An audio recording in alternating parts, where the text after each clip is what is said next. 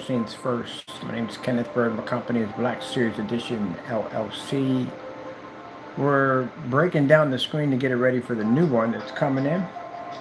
And we got a 100 inch. This screen wasn't quite 100 inches. It was somewhere between roughly, I'd say about 80 inches. Pretty much that was it.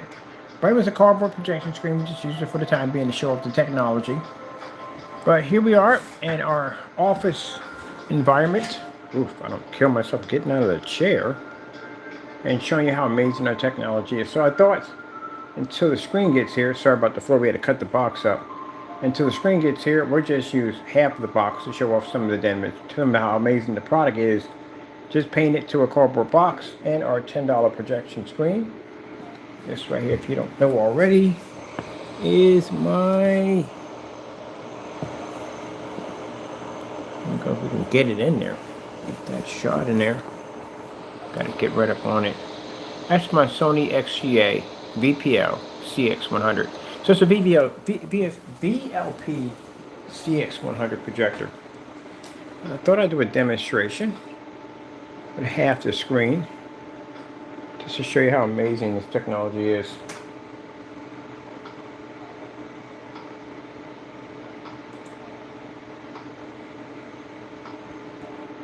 Oh, that would help. We'll take it off pause.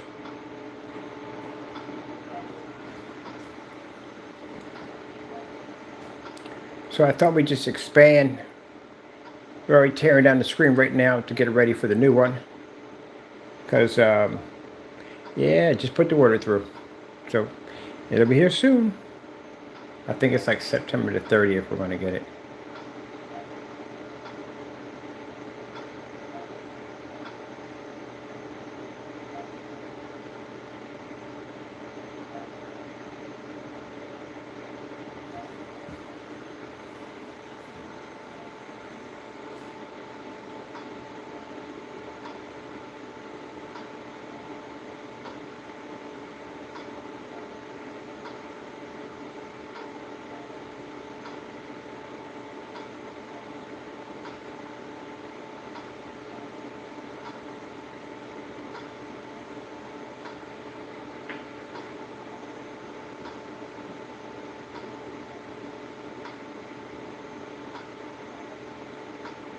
So now we won't have the lines anymore. We'll just have much more clarity.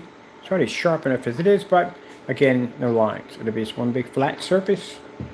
Elite technology, coated with our technology, showing off the Apex Gamer. Oh, I thought that was the game. I'm about to grab those right there. They got a whole freaking package on freaking Steam. I'm about to grab the whole thing. Because they got a game on there I've been trying to get my hands on for the longest time. Is the Punisher, the arcade version. And not been able to find it. Finally found it. They put it on a whole package. So I'm going to pick the whole thing up.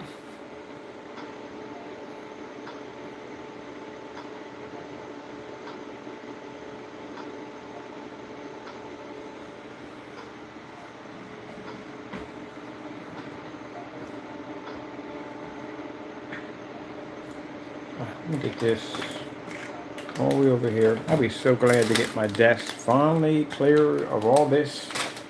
Everything over here and here, get my desk cleaned off. Yeah, I'll be so happy to get my new screen in here. My new screen won't have any of this stuff on my desk. This is just so we can get situated. We're just moving stuff around, pushing boxes in, pushing boxes out, just to get everything set up so I can finally have this done. Put the cardboard screen up for the time being so we have something to show the paint off on. Now we got another new screen coming in. Got to build this one. Got to expand the floor. The floor is going to be expanded. All this is just going to be a giant screen, so got to get that done. Yeah, a lot of work to do in here. And that's it. I haven't done decorating my office yet. I want to do like kind of a cyberpunk kind of thing. That's what I'm going for. So I have it all done, and I got a couple of computers to build. How crazy that looks. See, that's what I'm talking about. That's what I love about our technology. Commercial environment. $10 projector. Done this off a cardboard box with no problem. Plenty of light in the environment, as I said before. This is what you want from your screen paint products. You don't want to be trapped in dark environments. This does not work in commercial. Heck, it don't even work at home. We've done that already.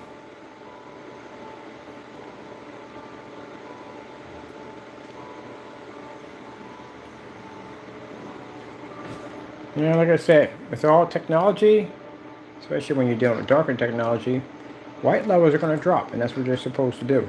Any screen, even gray screen paint, white levels drop. I swear I better never hear somebody say at the end of the day that our white or gray screen paint pulls the same white levels as a white screen. Oh, we'll challenge you on that one. Yes, we will, because it's impossible. The only surface that pulls up a 1% white level is a white screen, and if you call that the superior screen, that is the cheapest screen you can literally get on the market. So, you go to the sacrifice line, but it depends on how much. That's why we do the test demonstrations on our black versus black to show you where we don't want our products to look like. We don't want them so dark you can't see the screen. And the problem is what you have with the gray screens and white screens, they have a much higher sacrifice field where they can't see color, they don't read contrast, and they're in no way whatsoever ambient light rejection technology. They don't have the capability to do it. So that means they don't go in ultra short, they're going to go in, commercial environments. The only thing you'll see them is dark environments. That's where they had to stay. Technically, they shouldn't be on ultra short though at all, period. Because again, ultra short those are designed to be like TVs. That's what they advertise them as. TV set-top boxes. So how can you advertise a product on a projector that's designed to be in a fully lit environment when your screen can't be in a fully lit environment and fear is going to wash out? That's backwards. As you saw the promo demonstration with the P2, their intentions was not to have that thing in the dark. Their intentions were to show off a projector that can replace a TV. That's what their intentions were. So when I watched demonstrations of people with the same projector sitting in a dark environment, I kind of missed the boat on that one. Got to be in a fully lit environment.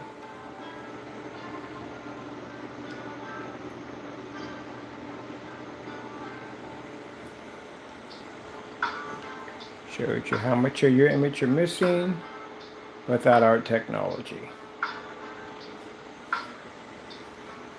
It's going to look gorgeous on that elite screen when we hook it up. Now the reason why I like the elite screen and the other screens I could have chose to buy, elite screens are super lightweight. They are. Easy to build, super lightweight screens. I've never had a screen lighter than the elite screen. Never. I've bought one lighter than their screen. Shelby, heavy. Very freaking heavy, because I know I had one. I had a 92-inch Shelby projection screen. It felt like I was carrying a 57 Chevy car door. That's what it felt like. It was heavy.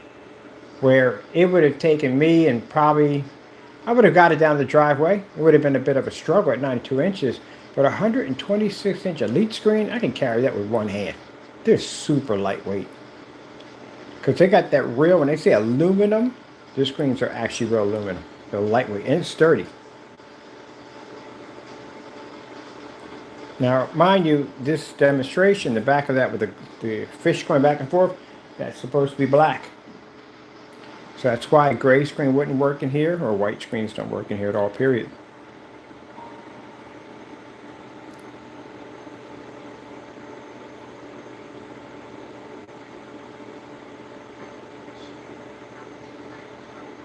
See on the other side of the wall where the fishes are missing, all the color's gone. And the minute it transfers to our screen, it comes to life. Look at that. Oh, it's going to disappear. If it goes outside that box, it's going to, oh, there goes the color. All gone.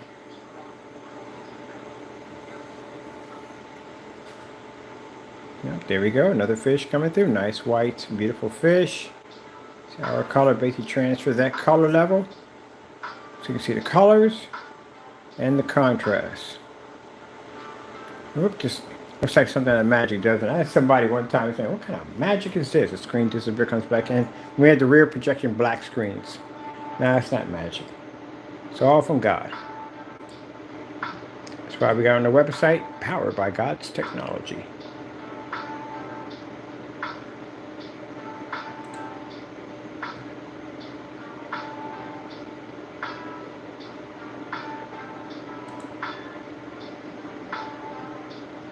How do we skip the demo? Skip the video to end up in a video. Okay.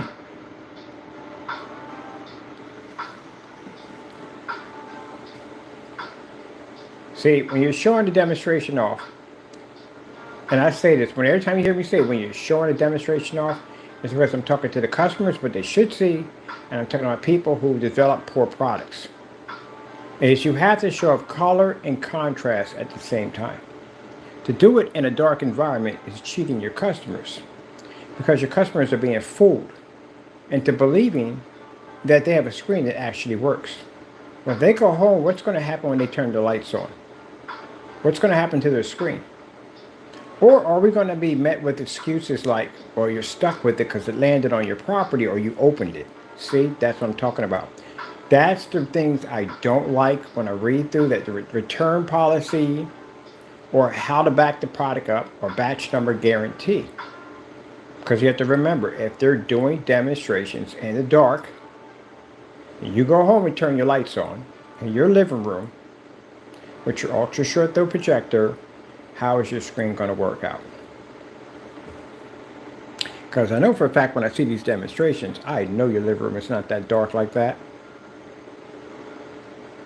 So again, you have fooled the customers with a bunch of bells and whistles. And that's why we come in and we show you exactly what you should be getting.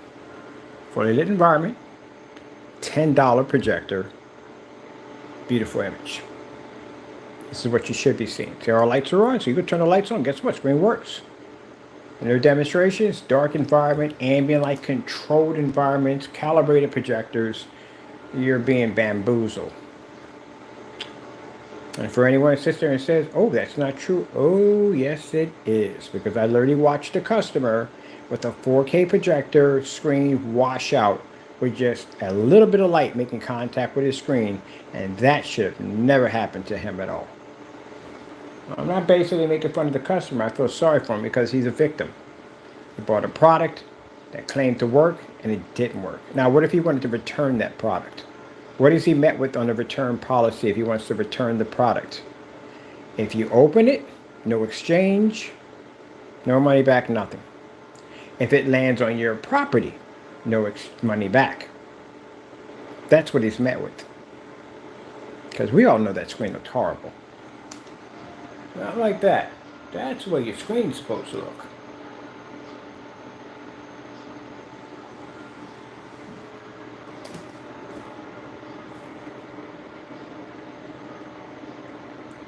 So that's why when I talk this way, I'm talking to customers, educating you on what you need to ask for and what you need to know.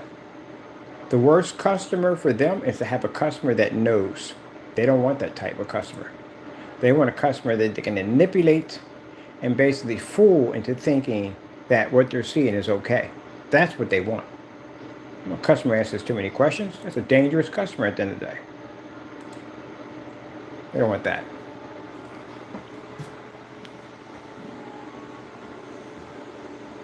Make up a bunch of excuses as they talk to them. Don't know what they're talking about and say, oh, well, this is what you have to do and this is what you got to do and this is what you have to buy. You need to buy this. You have to buy this. Does my product work on 4K? Well, it does if it's in a dark environment.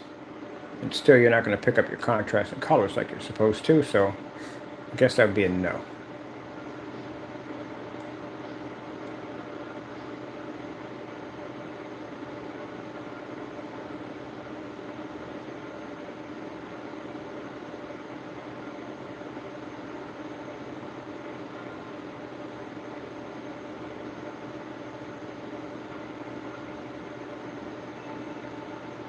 Menu is supposed to pop up.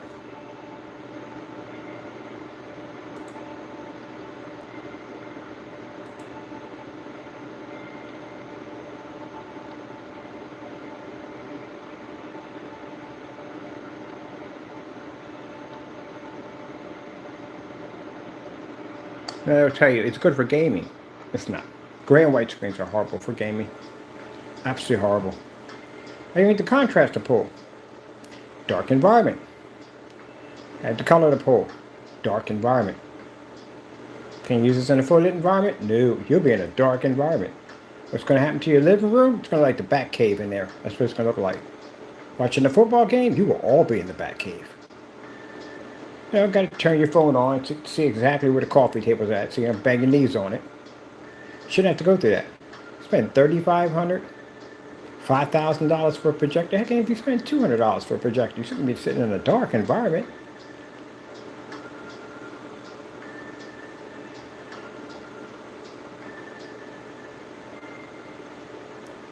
Shouldn't take you hours to paint your screen in. Shouldn't have to go through a application process. It's just basically you're trying to figure out the table contents of plutonium. You should be able to paint your screen down one code application. If you're watching people multiply cover the same spot over and over again, it's because they're having an issue with the product not taking. That becomes a problem, especially if you have to paint a screen. And the last thing you want to hear if you're painting a screen size of 150, even 100 inches with a pretty good size screen, is that you're just putting the paint on just to make the surface wet. I think I would be doing that if I'm painting the screen, right? Yeah. Fake gain capabilities. Again, I can't express enough on that one. Ooh, look how beautiful that looks on that kitty. Yeah. And this is a cardboard box for those of you who want to see this real quick. Bam, cardboard box.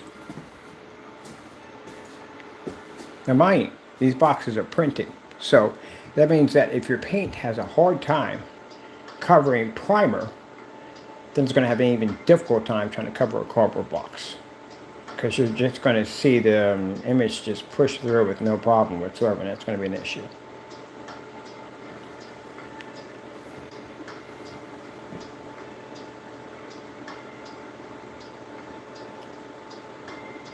So you want to make sure you get what you pay for when it comes to your projector investment. So far, I got this old projector over here. At one point, we used a lot of 720p's in our demonstrations. And we had people come on here saying, oh, 720p projectors is not a high-end projector. It's not a projector you should be using. You should be spending more money for a 1080p projector or 4K. Remember those people? Yeah. The reason why you can't use a 720p projector and you require a projector with a much more higher res because your screen has very poor contrast. And guess what contrast adds to your screen? Detail and depth. So if you can't pull that off, then you're going to have to require a more expensive projector to get that to work. And that means if it costs you more money, then it's going to cost the customers more money. Again, you can't save money if you can't tell other people how to save money if you can't save it yourself. So the fact that I can sit here in a commercial environment and I could do this on a long throw projector at $10, some people are sitting in really dark environments, can't even make out the environment correctly on ultra short throw laser 4K projectors at 3,000 lumens sitting right up on top of a screen less than 12 feet. Sorry, less than a foot. And you can't read in this environment, and that's something wrong there. 2 million to 1. A whopping 2 million to 1 contrast? So that tells you at the end of the day that, yeah, that's Optima never meant for that projector to be used that way. Now you can watch some movies here and in the dark with you. Yeah, of course you can. But that's not their selling point on that screen, on that projector. It's meant to replace the TV. Oh, but my Optima GT 5500 actually beat the promo demonstration of the Optima P2. Because we were outside at 140 inches. Yeah, a lot of people don't realize that. Yep. Bam. Oh, let's go to Starfield. What is some outer space and dark contrast levels? So we'll do right there. So, you know, you got to get what you paid for. Can't continue to have people tell you fake lies on your projection setup.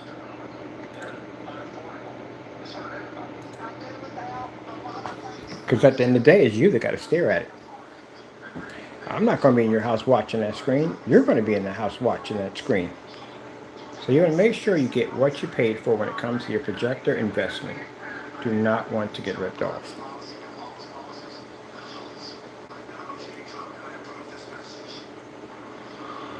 So I thought I'd make the ambient light rejection demonstration match a better little. We're going to do the other one. Yes, we're definitely doing that one. But this is another one coming. Commercial environment, $10 projector, half and half screen. It's not hard to rent these places out. You make excuses by saying, well, we can't rent. Yes, you can. Yes, you can rent out of commercial office space. You can rent them out. They're very cheap. They're very affordable. You can rent one out. Still, don't make excuses, please. I don't like excuses. I'm not a big fan of excuses. So you should be able to do this with no problem whatsoever.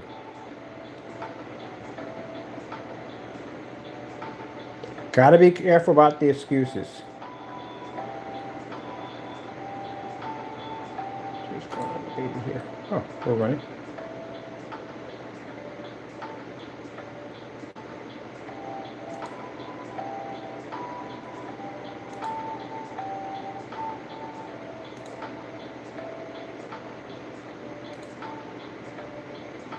Yeah, for a minute. I don't want people seeing our connection setups here. We have weirdos on our channel. That's the problem. We have a lot of weirdos. I got some good customers, some lovable people on here that come in and watch our demonstrations. Thank you for taking the time to watch our videos. But remember, we got creeps on our channel. You've seen the weird stuff we receive from them. They're creepy. Look, here's the thing. Don't get offended. Don't get upset if we call you creepy if you've done creepy behavior. Come on now. All right, here we go. I gotta get mad at me and get angry at me because they're saying you got no. Okay, let's move on. But anyway, as you can see, this will be a challenge today. And then once, and if you think that's going to be a bad one for you, well, when that elite screen gets in here and we build that insane Halo system around it, we're going to give you the blueprints on how to build the Halo system. Let's see how many videos on YouTube are using the Halo system to wrap around their screen. And mind you, you're going to have to do contrast in fully lit environments when you use the Halo. So match or better, which means if we're in a commercial environment using that Halo system, you will be too. So you will not be using it in the dark, okay? So make sure that's clear. We got to make it clear because people cut corners. They cut corners as much as they possibly can.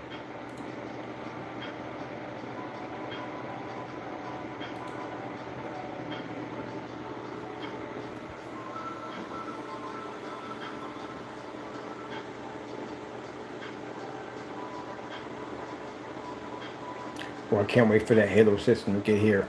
That thing is going to be brutal on our screen. Commercial environment with the Halo system. That is going to be beautiful. We're going to make a lot of challenges on that one. Oh, by the way, that thing is portable, by the way. We built it so it's portable, so we'll be taking it on site. So you're going to be on site. Commercial environment around a lot of people, and you'll have to do the match or demonstrations. Told you I'm going to raise the bar a little bit here. Got to make it interesting. There's too much barking on YouTube. Too much barking. Got to raise the fence. So I think what we'll do is we'll do commercial environment, $10 projector, Halo system, fully lit environment. Heck, we're doing that right now. The only thing we don't have is the Halo system. Got plenty of light though.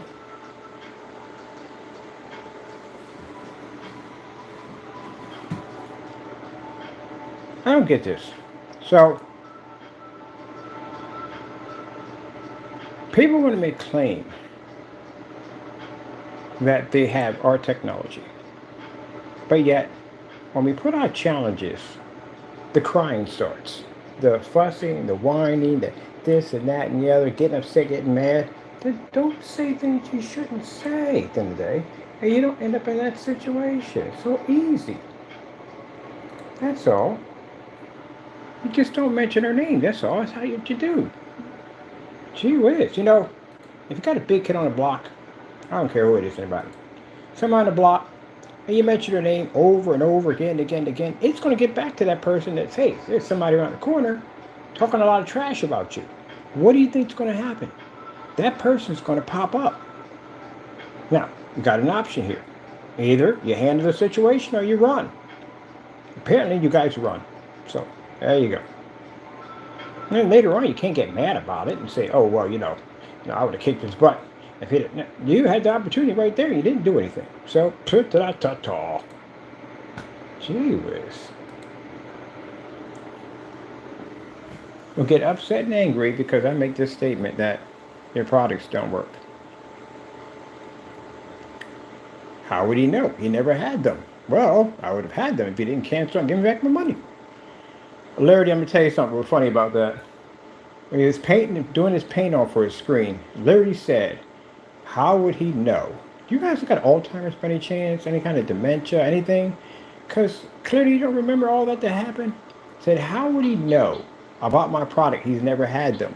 Well, we would have had them if somebody didn't get scared, cancel the orders, and put the money back in their account and remove the entire state of Pennsylvania.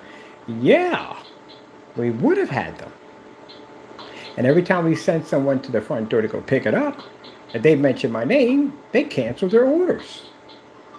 Some of them got a couple of states removed. So that doesn't sound like somebody's a lot of confidence in the product. Gotta back it up.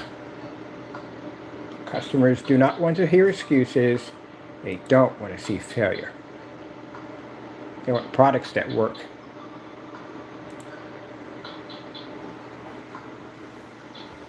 Because at the end of the day, it's the consumer that needs to win. So you have to make a better product. You're so worried about me at the end of the day that you're willing to cut any corner, anything you have to do, probably even make a deal to try to take out and be on the level that I am at. But you missed the big point. You missed the customers. Customers have to have a nice screen. They have to be able to show it works in their environment. See, I'm in the office, right?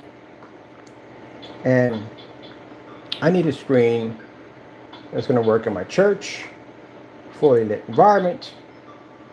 I don't want to be trapped in the dark, because this is not the place in here to be in the dark, right? So, can you show me at the end of the day that your product works? Without washing out or fading, without the greens washing out, the reds washing out, the greens, none of that. Can you show me that? Because I need for that to work. I need for that to pick up.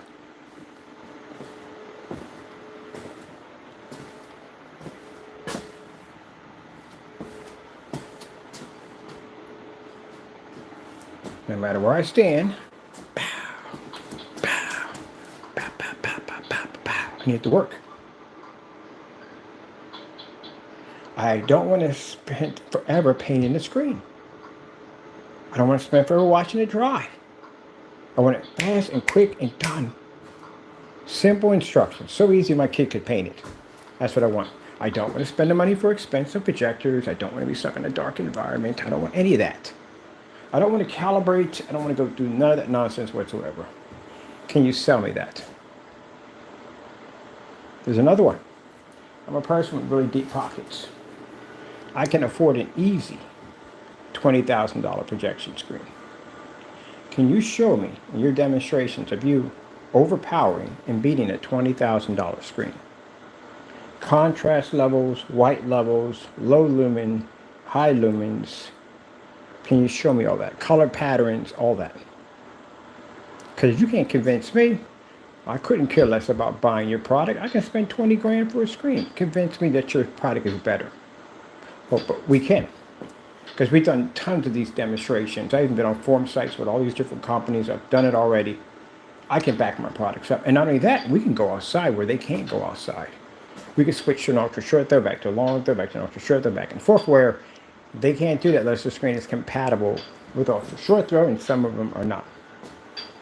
Oh. Oh. Oh.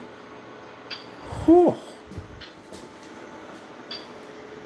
And customers be cracking. They're like, man, I watch your video demonstrations, man, you are hilarious. Yeah, because you got to have fun. You have confidence in your product. You can't say you got confidence in your product if you're canceling to me. I'm the last person you want to cancel out to. You don't cancel to me. Especially when you talk trash.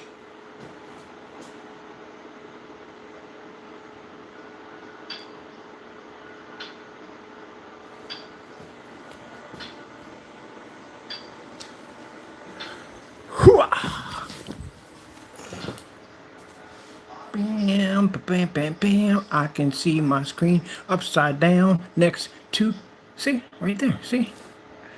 Oh, you thought I fell over? Nah. No. No. Just showing you can see the screen from any angle. And if you're laying on the floor. And if your kids want to lay down and watch the screen, you can do that. Not bad for 56, eh? Yeah. I'm judging. I'm 56 yet, but I don't even call myself 56. I like the name. I like being 56. Got a T-shirt saying 56 years old. I love it.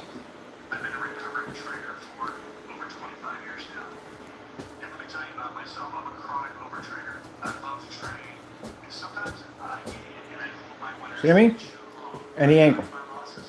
So, got to be the pickup. Customers need to see that. Hey! Tackle cam. Bam in your face with the tackle cam. There we go. Now, gentlemen, you can sit there, or anyone can sit there and say, hey, you're not professional. I am professional. Because you fear my screen at the end of the day. I can come in, I can put money in your account, you will give it back to me. There's no point in going through that. We already know what's going to happen, so what's the point? I can knock out any certified screen that I want to. I can produce in any environment that I walk into, right? I back everything up. Who is this belonging to? Oh, this is a video. So, when your product is that good, you can come on there and have all the fun you want. Heck, in this office building, we got people walking around with suits and ties on all day long. Business, business, business, business, business. I'm the only one that walks around in here wearing cargos, boots, and a t-shirt. But I have the most advanced technology in this building. All the projection screens in this environment can't work without our technology. They can operate in fully lit environments, just like I'm working right now. They can advertise their companies right through glass, because we have that technology. We can turn their tables into touchscreen projection screens that would cost them thousands and thousands of dollars to do so. And our technology goes a long way. And even at that, even from commercial, in their homes, we can put in dedicated theater rooms. We can turn their ceilings into galaxies or floors into whatever we want at the end of the day, up to them. Or we can put giant screens in their backyards. Isn't that interesting? Of course, some of them know what I do. The rest of them I didn't tell anything. I like to keep everything low key. I always admired the guy who was the archaeologist who basically would go to these black tie events. He'd show up with some cargos and some hikers on, plaid shirt but a tie, and everyone would look at him like, at the end of the day, like he was like the bottom of the barrel. When he was the most intelligent man in the room. The whole entire event is for him, and they're expecting some guy to come walking in there with a suit on him, bragging about his studies. Oh, this and that. No, the most humblest person in the room. I don't let anybody know what I do unless they bring it up. Now to advertise my company, I've been in and out of these restaurants multiple times. They know who I am. I buy their food all the time. I come and sit down and talk with them. They don't know what I do for a living because I didn't tell them. When the time comes, I will come in there, bring in my business card, check out their screen. They already know me at the end of the day, and my technology will be introduced to their environment to make it look absolutely incredible. Especially if you have a sports bar and you got a white screen in there, which I've seen a lot of those up here. I've seen a lot of sports bars with white projection screens. And they spend so much money for these projectors just to get it to work. You know, if I get 4K, if I get 3,000 lumens, maybe you can get it to work, you know, stuff like that, you know. But, you know, it doesn't work. And then when they ask us on the door, like, once we get that one going, they'll be like, well, I got the screen outside. You think you guys can paint that too? Yeah, we can get that too. Now imagine you're a sports bar. You don't have a 80-inch TV, which, again, if it's old, that's going to cost you a lot of money. You've got a 150-inch. Just think of kind of attraction you're going to pull in on your 150-inch screen. And keep in mind, we can make that technology rear projection, which means you're going to have the projector behind it with ultra short throw. Let me see. Football highlights. Oh.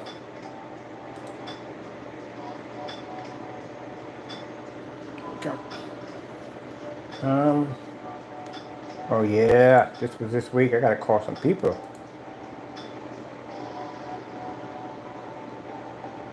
Now, like I said, I'm not all into that whole, you know, can't put a screen in for you because you're a Dallas fan. I got Dallas in my family. And I've already been asked if I can put in a blue screen, and I'm going to do them, but set up a real nice screen for a friend of mine who is a Dallas fan. And at the end of the day, it's business. We put a blue screen in his setup, because again, we can color our screens.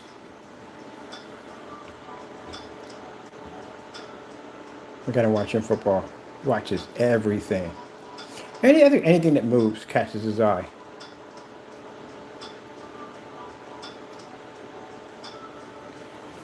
Ah, yeah.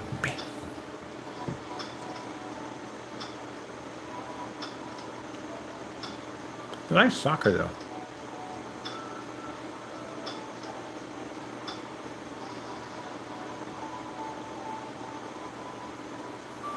Absolutely beautiful. I don't want to play too much of that because I can get me in trouble.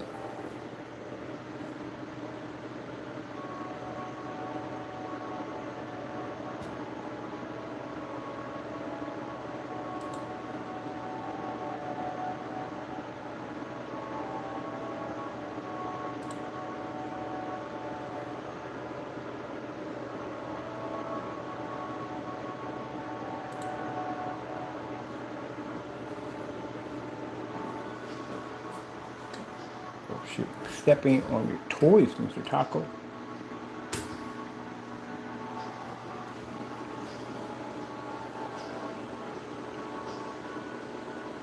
Although less light in the environment, as you can see, our technology is still far more superior than the white wall. Of course, because I said before, even if you're in the dark, your screen doesn't work at all, period.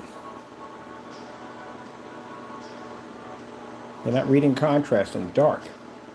That's why they lie to and tell you that, oh, we're in a dark environment. You're going to see contrast. That's a lie. You can't see it. Because if you can see contrast, you can also see it with the lights on.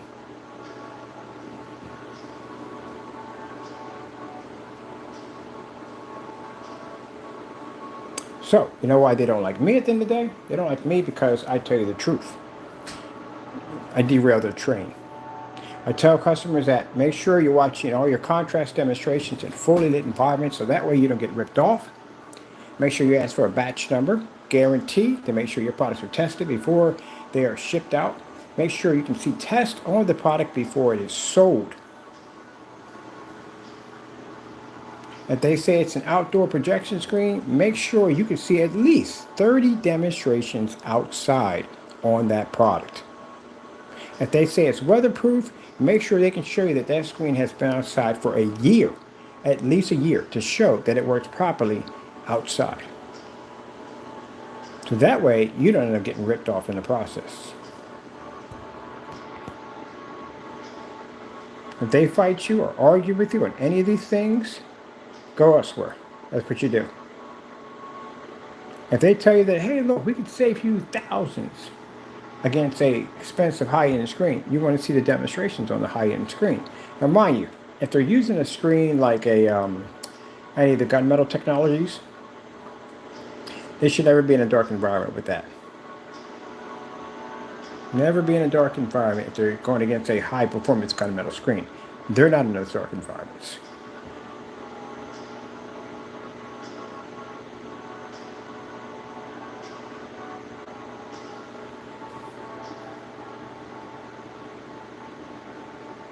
That's why they don't like us, because we tell customers what to look for.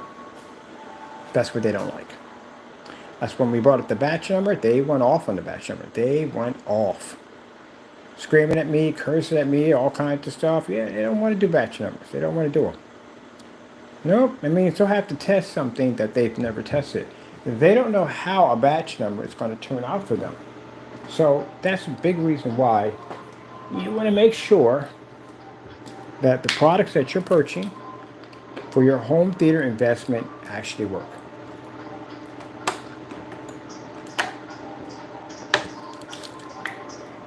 Got a little thirsty there. If you don't make sure they work, you're going to end up with a washed out projection screen and a lot of misery. You don't want to go through that mess at all, period.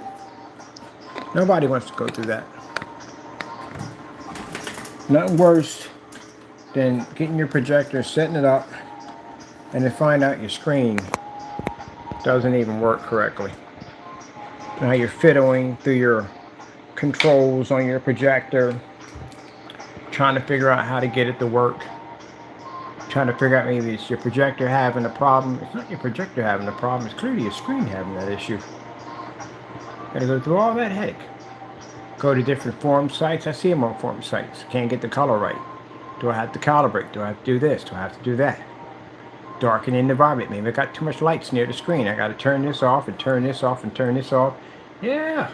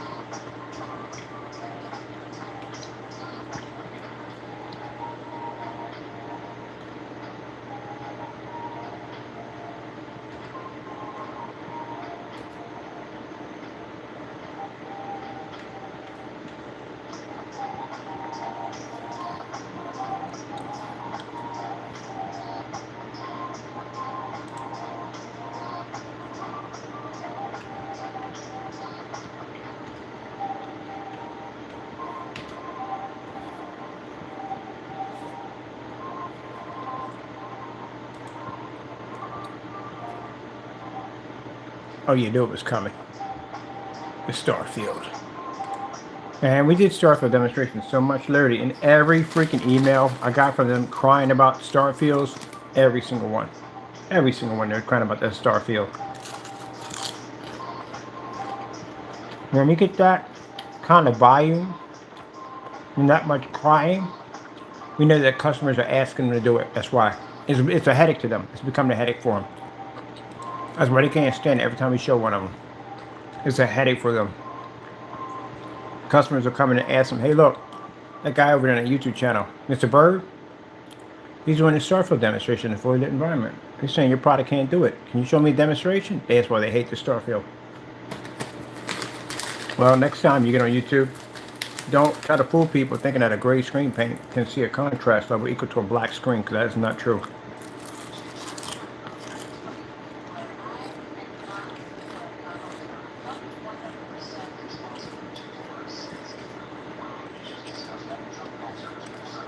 What's he doing?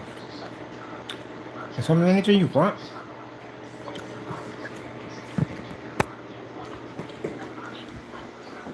Oh, your ball's right there. All right.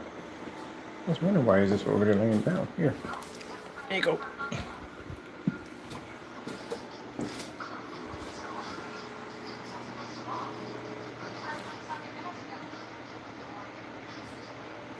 Now I don't work with the lights off either. Can't read it. White screens can't register. They can't see it. So because the walls are white in here, majority of the screens we see set up in here are people who have their little projectors set up, and they have it hitting the white wall because they think the white wall works, right? You know, because just what you've been told.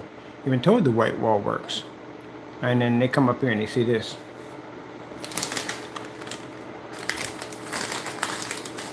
So pretty soon we're going to have our own gray mix.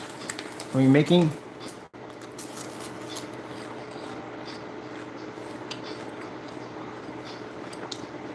And the reason why we're making this gray paint is free. I'm going to give it for free. And the reason why, and keep in mind, for those people who want to sit there and say, oh, but it's great, my gray paint's what? Again, myself was contracted before yours was. I had more customers, more beta testers, more demonstrations on that product than your product you have here right now. And the demonstrations were done far better.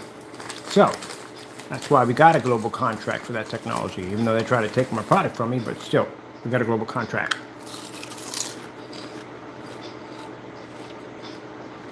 And when we did our demonstrations with the contrast, we had the lights on, and we did it. So, oh, I forgot to add, I sold more too. So, with that being said, our new mix is going to be used for us to put against our own screen paints for fun. Because if I'm going to do a gray paint, it's got to give me a little bit of a challenge or something. So we're going to make our own half and half. Ingredients is free. You can make as much. As a matter of fact, I'll put the ingredients in the bottom of this video.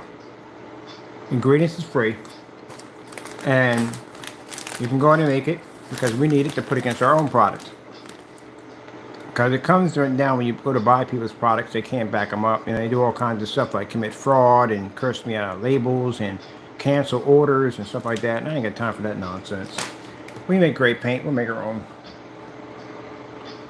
I was just giving somebody the opportunity to back their products up, but it happens, you know. People can't back up their stuff.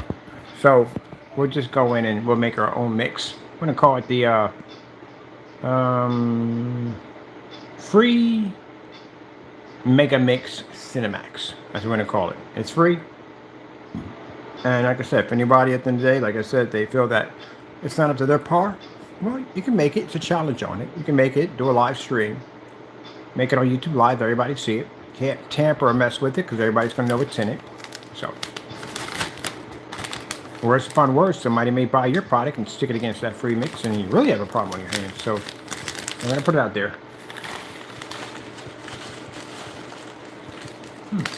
What?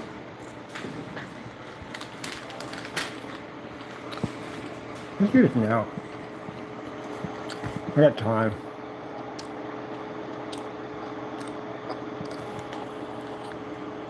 I'm going to go over, let's write this, edit, and we're going to add it in.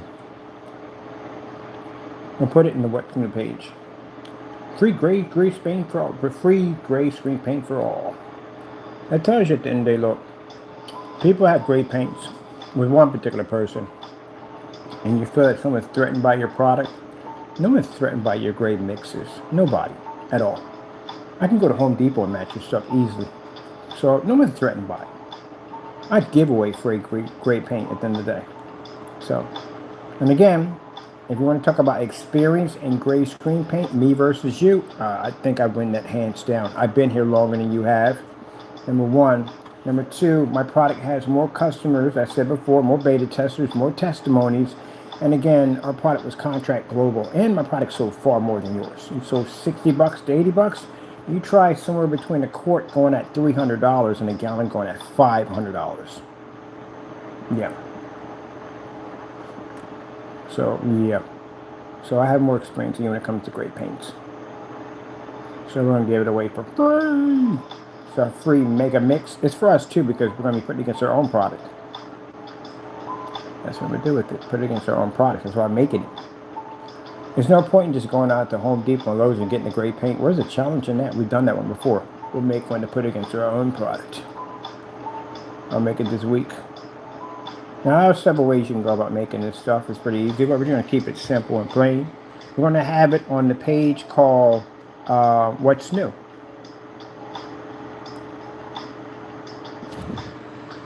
Look at that. With the dark, with the lights out.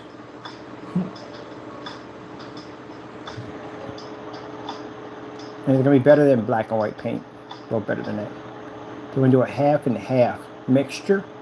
Very easy to do. Break it down to 16 ounces. 16 ounces silver, 16 ounces gray. Oh, sorry, gray or black. I'm sorry, gray or, I'm messing up here. Bare 1050 or Network Gray 773. You know, when you match Network Gray 773, you have literally told everybody how to make your product. You have. Because all they got to do is just add anything in there and it overpowers your stuff. You match that basic product, you match the basic of it with nothing in it, you got a lot of trouble with your hands. Anybody can make your stuff now. So let's see, let's go to what's new. What's new? You want to call this, we're going to call it the best mix. Cinemax best mix. Now mind you, so you know this from the door, we're going to test this and use our own stuff on site to show at the end of the day why gray screens are basically not worth your time.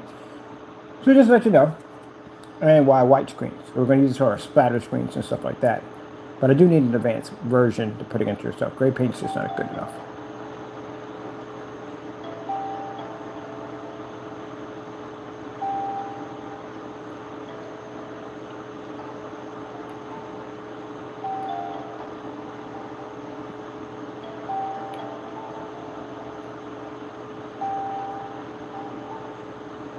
Now I think I'm gonna put it on the Chrysalis site too. Will it be on this site too?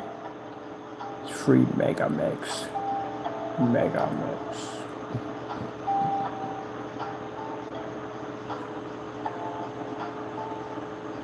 And they're gonna get mad at me at the end of the day and go, oh, I'm not supposed to what? You don't own the rights to gray screen paints. You don't. Get off the high horse. I'm sorry, you're about to hit a pothole in a few minutes and basically be thrown over. Alright, so what are we doing here? No, I said add a section. I didn't tell you to pick my section. Oh man, are we doing new stuff today? Why are you adding this nonsense? It was so much easier to do it the other way around. Now we're just doing dumb stuff at the end of the day. Gee whiz, why? Why do we have this? Added element. Choose your starting point. I already know my starting point. It's called a blank page. Oh, I hate it when companies come in and change stuff. Leave it alone. Don't put it in there. There we go. Thank you. This is what I'm used to having. Well, maybe it may work. Maybe it makes it a little easier. But I don't like when they change stuff, like force it on you. I'm happy with the way things are. Look at that right there. It's just not working. It's not working. We're going to just change it to another color. We'll change it over to red. Maybe the red will work on this thing. Let's change it over to red. If that red will work. And the lights out. White surface against the amazing technology that we develop. Maybe this will work. Maybe. No, it does not work. All right then. Do we have any other colors in here? We got blue. Let's get some blue in here. Some true blue, true blue.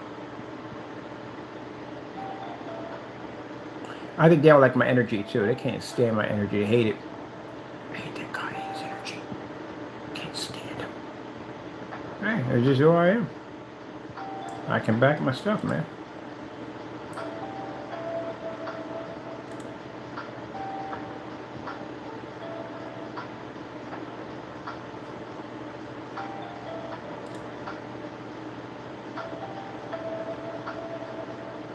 This is how it's supposed to look in your dedicated theater room. You're not supposed to be getting this and this. You're supposed to be getting this in the middle. So a lot of people in dedicated theater rooms have white screens and they show like a dark contrast level. This is what you'll see right here, this and this. You're supposed to be getting this in the middle. All right. Let's see if we open you guys up. But again, I got to put this out here because they think everything's about them. All right, look. This paint is being made and given out for free. Not to basically put you in any competition. You don't have any competition. You cancel, remember? It's being put out there because, again, we need a product to put against our own stuff. I need a special gray paint for me to put against my stuff. The gray paints and stuff we did Home Depot, we did all those gray paints, we're done with that. I need something to make to put against my own stuff. So I need more of a challenge. Something that you guys are not used to is challenging your stuff. So with that being said, that's why I'm making it. But just in case, if you come on YouTube and you say, hey, look, his product can't beat our product, it's not the same. That's why I'm giving out the ingredients for free. So that way you can't go in and make some fake product that's supposed to be ours and say, oh, this is how its great product came out. It came out too dark. There you go. See? Everybody knows what's in it. So you can't do that at all, period. And again, now this puts you on a bit of a hot plate here because your customers are going to expect for you to make that free product and put it against your own product through the YouTube live stream. So it's going to put some pressure on you too.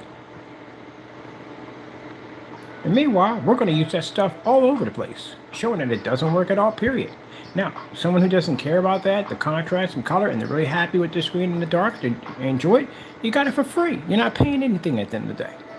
For somebody who's going to send your product that, again, could possibly and definitely will be a house paint. Nobody wants to go through that.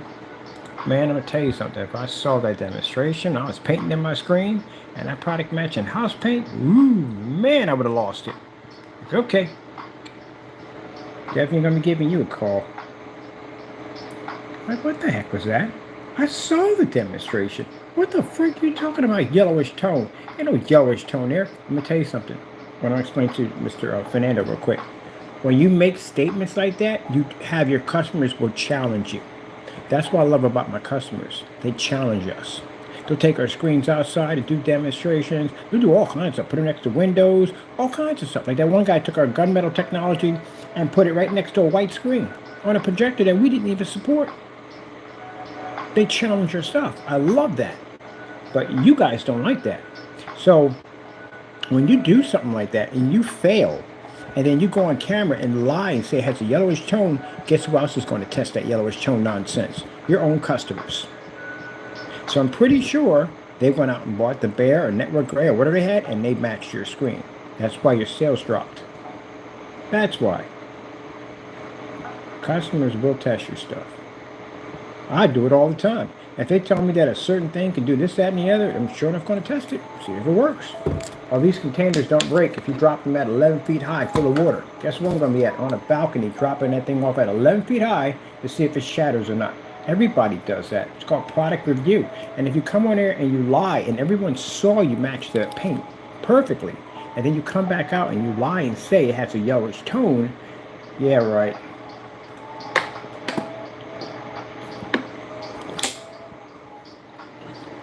You see that beautiful solar system? You saw how gorgeous it looked with our technology in the dark. On our $10 projector with 1,000-to-1 contrast. That's all it has. Just amazing 1,000-to-1 contrast. It looks absolutely fabulous.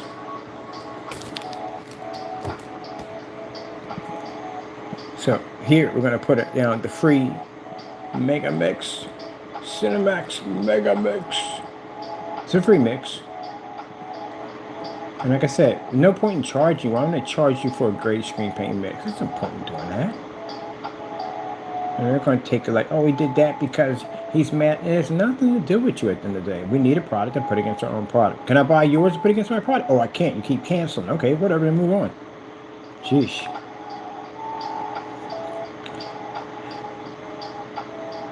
I got so many different versions of gray screen paints in my head, so many combinations, it's not even funny. Would you like me to open the vault on you? I could give you more than just one. I could give you 30, 40, 50 versions of gray screen paint mixes to make. I can even upgrade that UV Frankenstein. Oh, we already did. We made a better product. And besides, it was my name. It was called D5K. I had it 11 years ago. How dare you take my product and try to make it your own? If you had a G5K dark gray screen, first of all, I would not have said not ambient light rejection, Kenneth. Second, we could take that same paint and put it against light bulbs right and lay it against the screen, which makes it an ambient light rejection technology before ambient light rejection technology came out. Also, we never put on the containers or labels, not ambient light rejection, because all the demonstrations we had were lamps against the screen. Oh, yeah. Now, what should we use for our background for our free Mega Mix? Mega Mix. And please keep in mind that, no, you cannot go in fully lit environments with it. None of that stuff. It's gray paint at the end of the day. That's what it chalks down to, gray paint. Will it match other house paints? Probably so. Will it match your paints? Yes, it will. Yes, it will. And it's free. Absolutely free. For the low price of $19.99. Here's how to order. Operators are standing by. So what do you got here, Mr. Bird? It slices, it dices, it does it all. What is it? It's the absolute Mega Mix screen paint. Absolute amazing. Why are you spending tons of money for useless, untested screen paints when you can have the Mega Mix paint? It's the ultimate screen paint for all your advertising needs. Yeah, we're going to hook you guys up. So we're going to do a half and half with this thing. Half and half, I told you, is the best way to do it. You put in a couple of teaspoons of silver into it, you'll never see it. You'll never see this stuff at all, period. If you want to do it like a little high tech, then what you do is you take a little bit of silver, I say half of that, 16 ounces of it, and you can mix your silver high, we call it like a mica, silver mica into it. You can mix it with that. It's not going to make a difference. It's still all going to be the same thing. So don't put water in it, please. I don't know where in the world these idiots came with the idea of putting water in paint. What is wrong with y'all? Water and paint? First things first, you know what you did? When you call yourself making my product at the end of the day, I don't know why you had silver up there. I don't even know why you had white up paint up there. I guess he puts white paint in there to think that's going to produce the higher white levels. Newbie! Anyway, that's not going to work at all, period. You're just going to make a dirty paint. It's going to come out gray. It's going to mess with the paint. And then you put water in it. All you did with the water, when you mix that with the silver and whatever mica you put in there, you actually expanded the silver levels. Which means basically when you put that in with the black paint, it turns gray. That's what you did. What a noob. I don't even know what he's doing. It's like watching a kid trying to make a birthday cake for his mother at 3 years old. And you don't know what he's doing. So that's why the paint kept coming up gray. The rollers were gray. Don't know what you're doing. So technically, you don't know how to make a black paint. You think if you put white and mica in it, that actually produces and heightens the white levels? Pfft. No way. Noobs do that. When they first start up trying to make darker products, they put a lot of white paint into it to try to produce higher white levels. They think that's going to work. No, it comes up dirty. Dirty, dirty, dirty. So when I saw the ingredients, I was like, he's trying. Give him credit, he's trying. And then he came back in, and he basically took out one of the ingredients. Think, okay, well, if I take this one out, let me tell you something. If you didn't get it in the first try, that's sad. If you try to do it again the second try, that's sadder. Because it shows at the end of the day that you didn't get it right the first time. That's why you had to do it the second time. So we call that a desperate try. It's kind of like basically trying to stab someone in the dark. And you're swinging around, hoping to hit something, hoping something would land, but nothing lands. Nothing hits. That's a nice window system. I'm trying to find a nice background. Something that basically says yes. This is going on my page. It has to look nice. So this is the Mega Mix. We got to give it a better name than that. Let me see. Let's give it, oh, we're going to call it Ultimate Gray Cinemax. Ultimate Gray Cinemax. I swear, the names that I hear that Rogers or Danny calls himself for his products sounds like something from a Starship Trooper movie episode. Super Hypernova? Super Hypernova. It literally sounds like that. It sounds like something from a Starship Trooper. Like something they named some kind of freaking death ray or something. The enemies are coming. What do we do? What can we do? It's the alien race. They're far more powerful than us. We have a weapon. We haven't tested it yet. I think it's time. We have no choice. Earth will be in danger. They'll be reaching Earth in less than 2 minutes. We must make sure that Earth is secure for a future of the human race. And what will we do? We must launch the secret weapon. I don't think it's ready yet, but it has to be. We do not have a choice. Launch the Hypernova! Tell me that doesn't sound like something on Starship Trooper. There you go. I got one for you. Call one All-Star Blazers. The wave motion gun. There you go. The wave motion gun. That was hot right there. No, matter of fact, don't even call it that because you'll disgrace that cartoon. That was an amazing cartoon. I love freaking All-Star Blazers. That was my shot at the end of the day. Wave motion gun. A battleship that flies, and the entire battleship is one big nuclear weapon. I thought that was hot as I want. I gotta get that ship. I gotta buy that All-Star Blazer ship. I want it so badly. Launch the Hypernova. Nova. Alright, we gotta get something here that, but I want it like a more of a, you got anything with paint? More like a white background would be nice, but I want something that clashes nicely. You know what, this is what I'm gonna do. This will make it so much easier, and you need to be able to read it.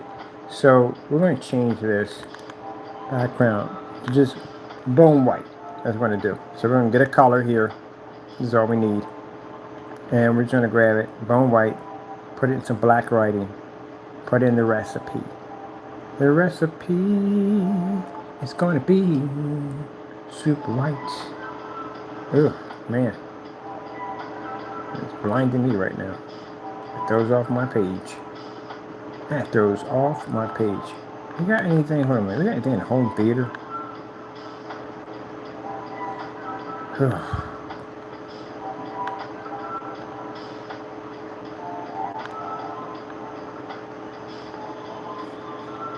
Let's say for I just need a movie theater.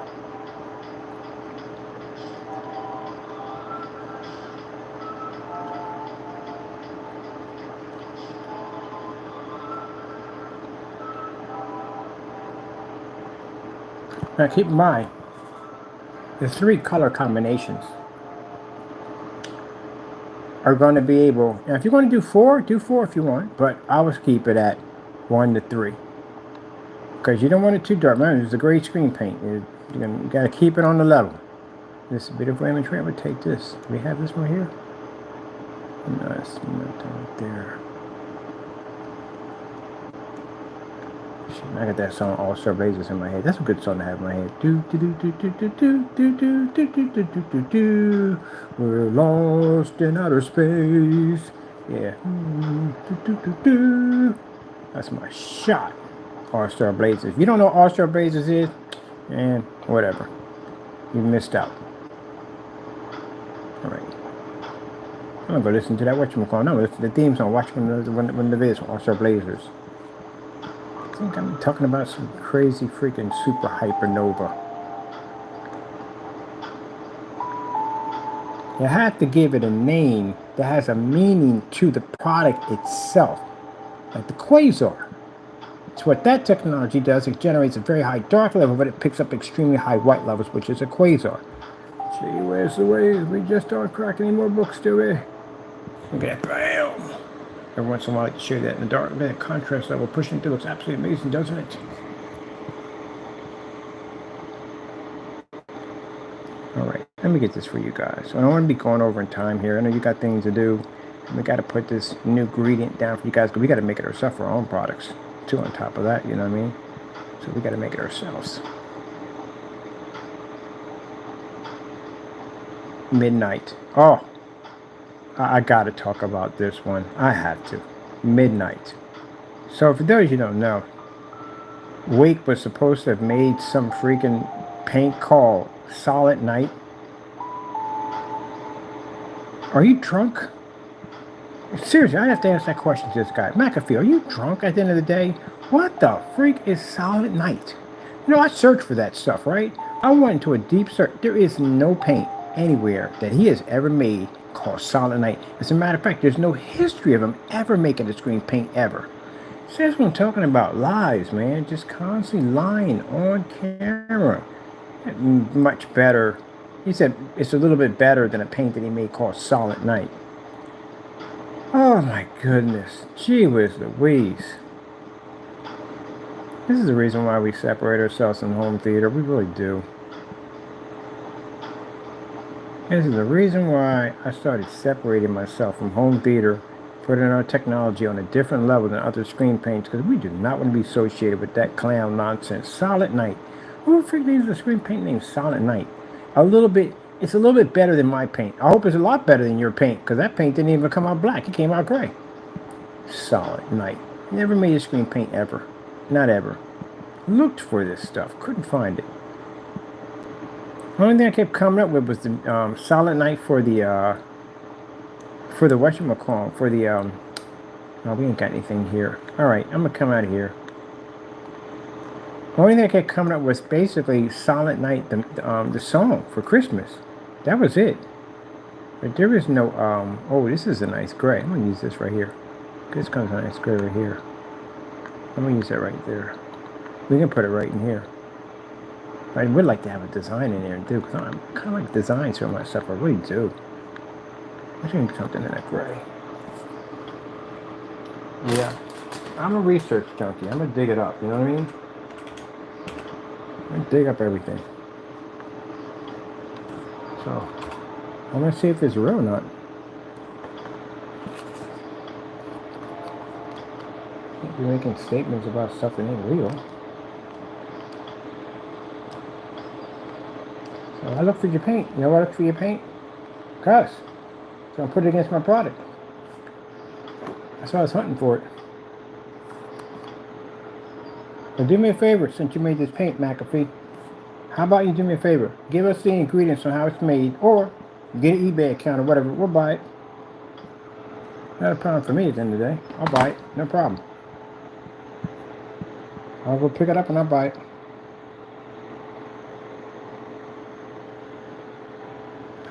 Okay, gotta go, people. Gotta go pick something up real quick. I hope it's here. It should be here. Yeah. Where's my light at? Oh, baby got here.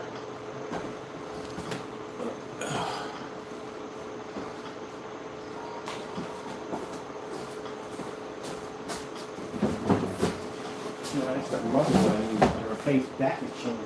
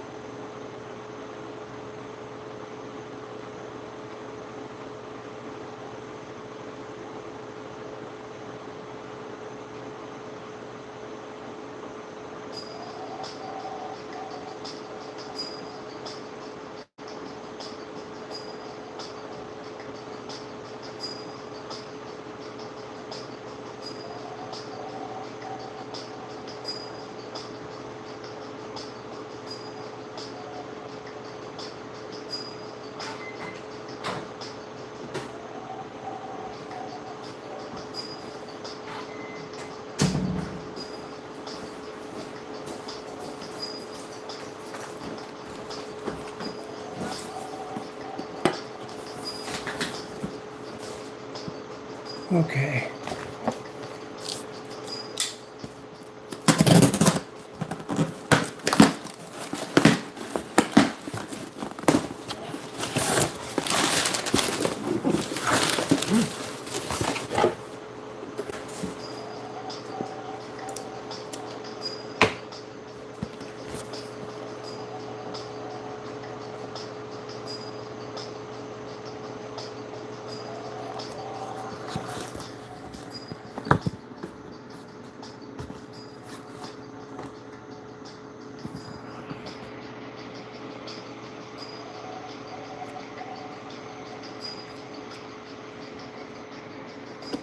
It's here, a motherboard.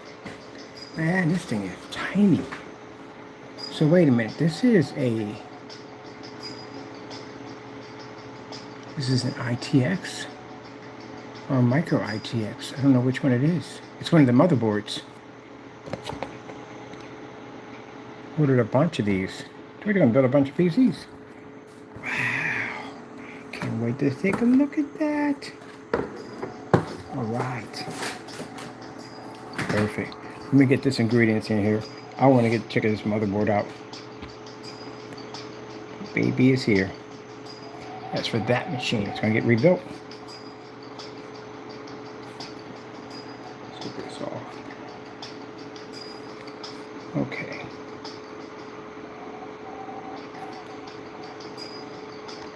I like this. I don't think throwing my sight off. Yeah, that's beautiful. Put the ingredients right in here. Let me see. Yeah, my baby, that's my blue board. It just came in too. Let me see.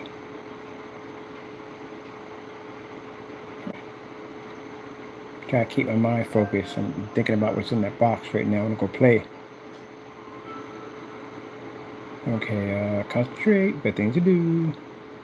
Getting off center there.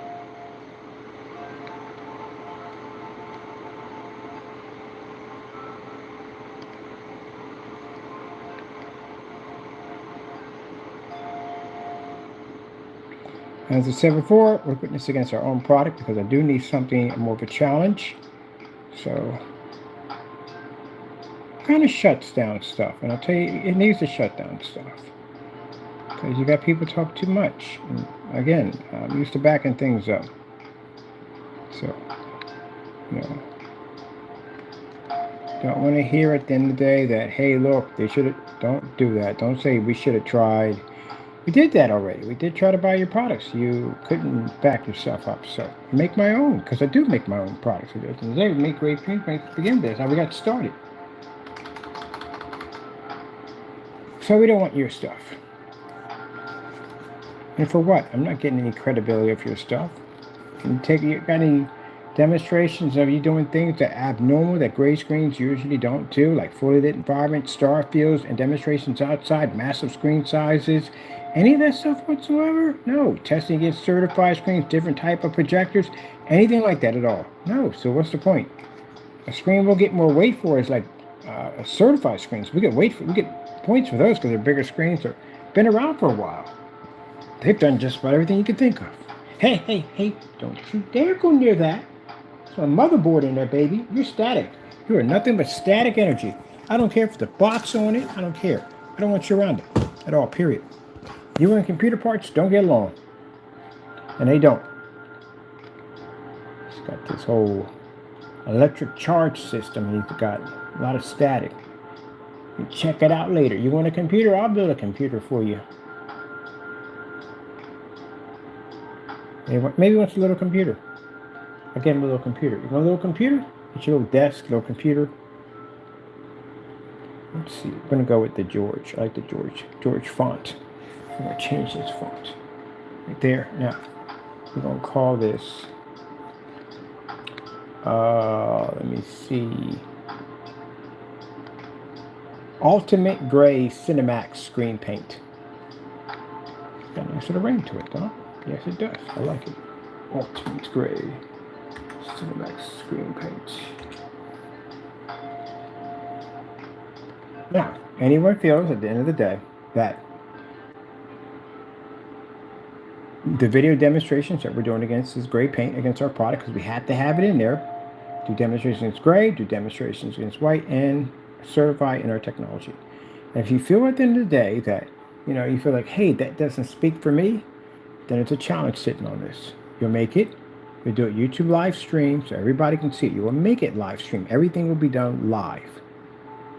And you'll be doing this in a fully lit environment. And if you do it with the lights on, it's still going to match. Now, can make it haunting. I can make Network Gray 773. I put that stuff until nobody wants to touch it with it. They'd be terrified of it. Which actually ain't a bad idea. I think we are going to use Network Gray 773. It's cheap. It's affordable, and it already has a nice tone to it, and that in the black would give it a nice tip-off tone to it. Oh, that would look sick. All right, we're going to do that with the Network Gray 773. Now, mind you, if you match Network Gray 773, this is an enhanced version of what the Network Gray 773 will be when we get done with it. So, just saying, just putting it out there. It's like one of those, like, I don't know. Let's go down that road again. That was a bad one. Absolute bad one. Gave me nightmares. Every time I walk past the freaking Sherman-Williams, I scream. Everybody was laughing about for Halloween. All you got to do is just show up dressed like Sherman-Williams. He'd lose his mind. So I screaming, what the heck is wrong with you? You didn't see it. You didn't see it. That's why they would taunt him like freaking like he would taunt him like Jason. He'd be out there in the freaking in the backwoods, and there'd just be out somebody that dressed like a can of paint with a paintbrush, just popping up in the doorway, looking at run away in the woods. Like, oh my God, you didn't see it. You didn't see it. See what? What are you talking about? It's out there. It's a can of paint. It's Network Gray 73. Oh. Yeah, he loses his mind out there. Shoot.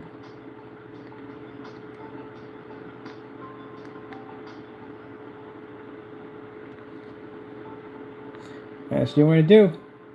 Trick-or-treaters come dressed like Network Gray 7. Terrified. Terrified, maybe even pink twinkle a little bit. Which is kind of funny. They should have a paint can. And a freaking brush. He probably didn't even want that stuff anywhere near his house. Like, it's the law.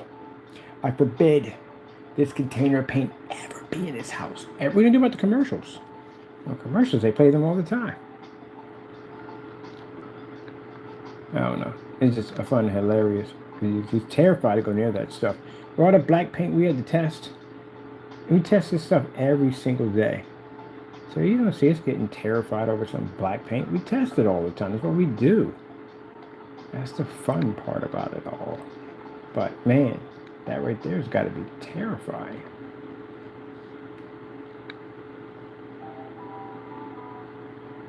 Give me a challenge. Say, hey, I dare you to send me up some gray paint. Send me a certified letter saying, send me up some. If I asked him to do that when I was in the garage, he never sent me a certified letter. I sent you some gray paint, all right. He said, what the freak is that? You buy a refrigerator? No, that'd be from me. I'd send you up all kinds of gray paint, man. Chalk paint, spray paint, whatever. We'd send it up tons and tons of different layers of different color sheets that are different grays. Oh, yeah. I'd have sent everything up to you. Yeah, who cares about the freight? Send it up. Gray plastic, gray styrofoam, everything. Gray stucco. Yep, but he never gave me that command. At the end of the day, go ahead. But I asked you to send me black paint and never got it. Yeah, because you know what's going to happen. I was on YouTube live stream like I always do, and I would have crushed it with no problem whatsoever. Made you look like a complete idiot. But the fact that you never sent it still makes you like a complete idiot. Anyway, we know what that's going at. All right, let's get this out here for you guys, because I'm going to check out this motherboard sitting there telling me, look at me, stop talking and look at me. I got you, motherboard. Look at the size of that thing. It's so tiny. Oh, the size. This is a mic. I don't think this is a micro. I think it's an ITX. What size is a micro going to come in? I'm trying to find just something smaller than the micro ATX. I was looking at the specifications for the RX 580, and it's a 7-year card, but they say it's the equivalent of a 3080, which is interesting. So there are people testing it in today's machines today, and that thing runs quite smoothly. It does. I think based on people underestimate the power of it because they think it's a 7-year-old card. You roughly do want to get a power supply of 700, something around that range, because yeah, that thing's going to eat some stuff. It's 8 gigabytes. It does have, it does require PCI Express 3.0. That's what I had to find me one, because all these are 2.0. So it is going to require that. But other than that, yeah. This works out. Hopefully we don't have any issues. I'm trying to find somebody that did Intel in that one, because I've done that before. I've done an AMD CPU and an Intel graphic card, and it didn't go well. Like I had all kinds of driver conflict issues. Where this, we're doing the opposite way around, where this is going to be Intel, and then the graphic card is going to be AMD. But if it works, it'd be fantastic. Absolutely fantastic. So let's start the ingredients for you all. We must talk with a proper voice. For this one, we're going to go over to, let me see, first we want to change the font, because we want it to look proper. It's basic, simple. Simple, simple, simple. We're going to go to George. I like George. George font I like. And then we're going to type in. This is your base.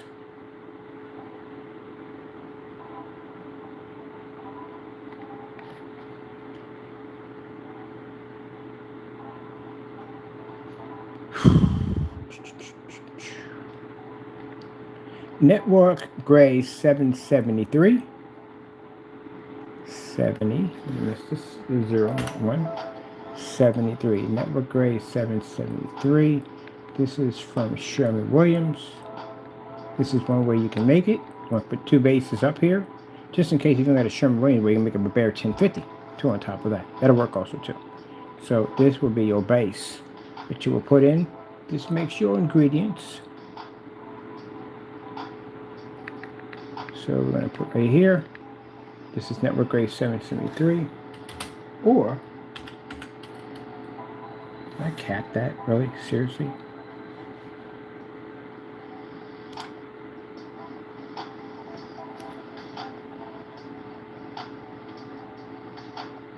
Oh, I'm so glad when the box gets here.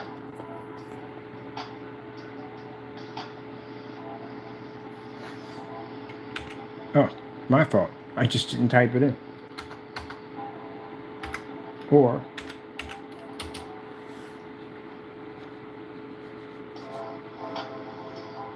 oh, shoot, wrong mouse. I'm like, what the heck? How come it's not moving? Because I was on the wrong one. Let me see. Bare 1050.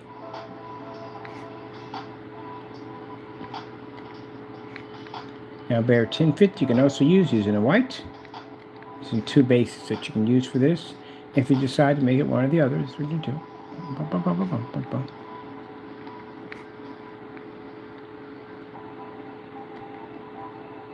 there, 1050. Let me see. And then, let me see, 16 ounces. 16 ounces, because we're doing a half and half. So we're doing 16 ounces.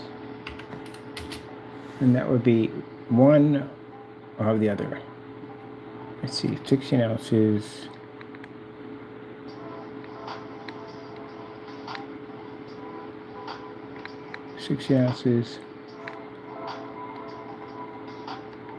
Of either one, but not both. So that breaks it down, makes sense. Understand. Either one of those will work at 16 ounces, but not both of them. You need both of them. Either one, that's your base. Let's get back to the base here.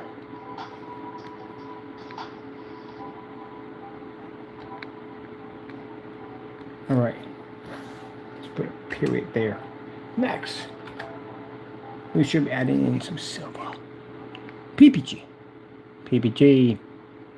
And use that.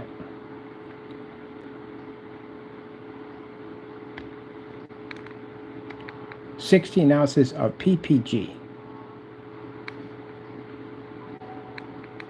16 ounces of PPG silver Metallica. Not Metallica, metallic. Metallica would be the rock group. That's my fault.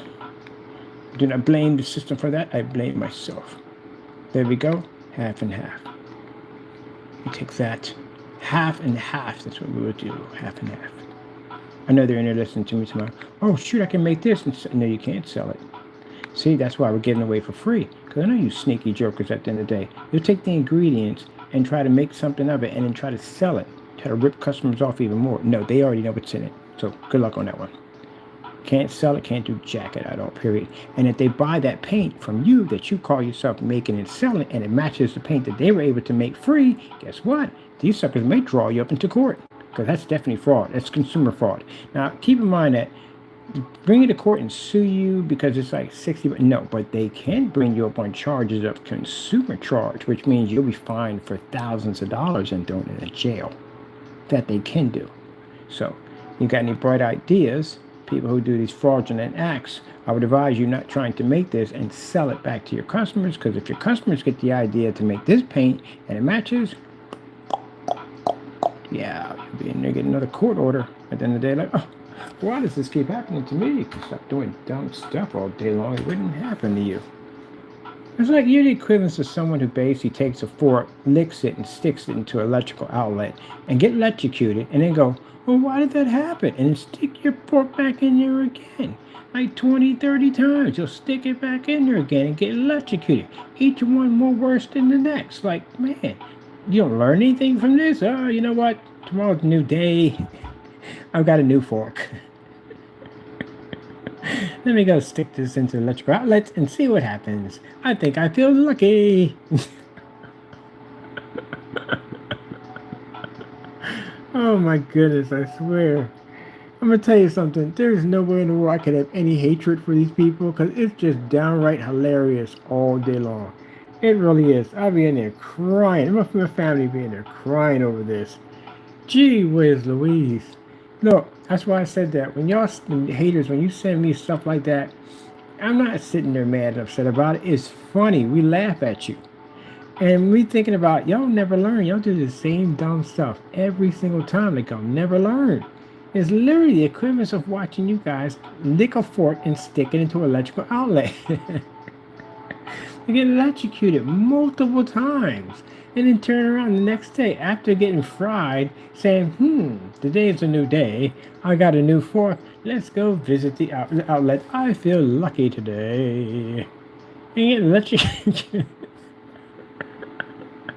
You're electrocuted again. Gee whiz Louise. Oh my goodness, it's just hilarious.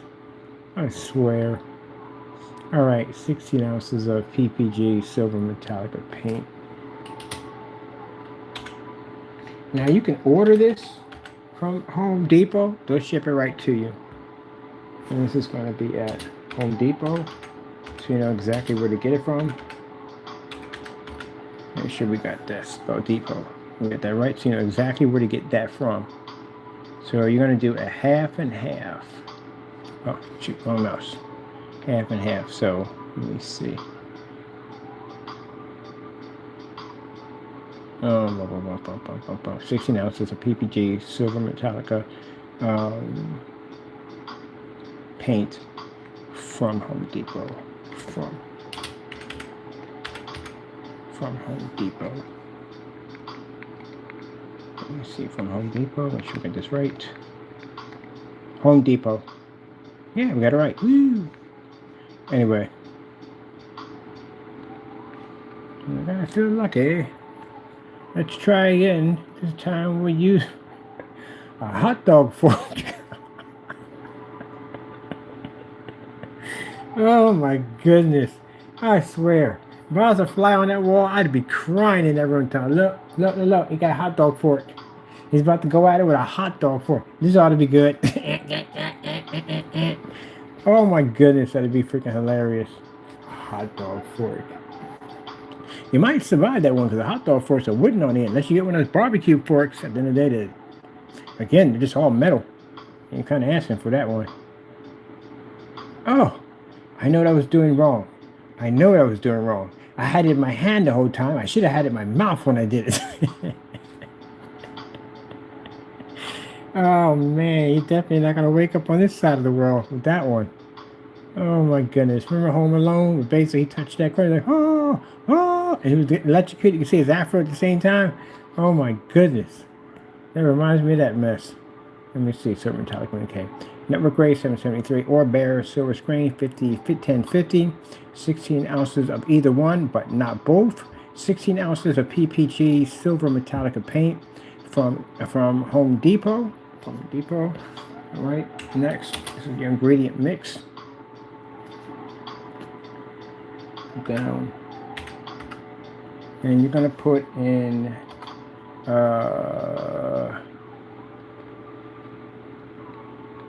half and half base. So half and half base. Half of that is going to be, this is what you're doing, it's not half and half. But basically the best way to do this, mix 16 ounces of Bear 1050 or Network Gray 773. See, add, should be add, not mix, add 16 ounces of Bear.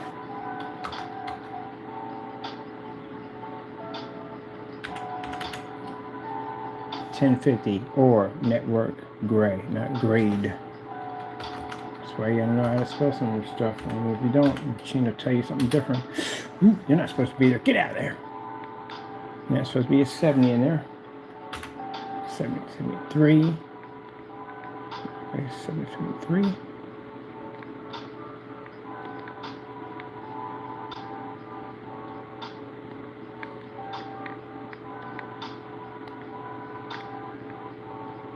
All right, let me see. Network Gray 773. Okay. Put down next.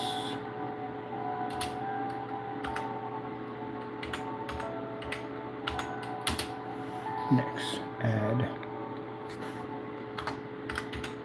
Next, add 16 ounces of Bear. Bear. And that's supposed to be E on Bear. Bear 1050 or Network Gray 773.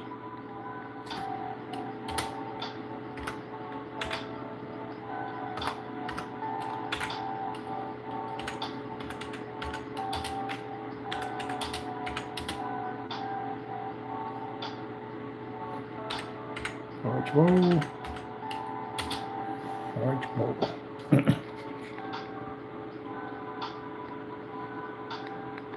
Large bowl with 16 ounces of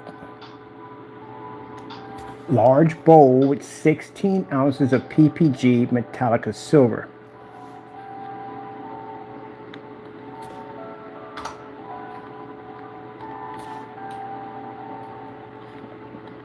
Paint. There we go. This is your base you're making. Rob Bice. Very easy to do.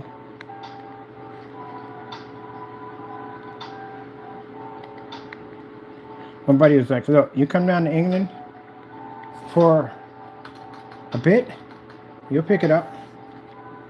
Pick up the accent. I don't think I'm gonna learn basically the lingo if I'm there for a while, but maybe a couple of years, like 5 years down there, I should be to pick up everything.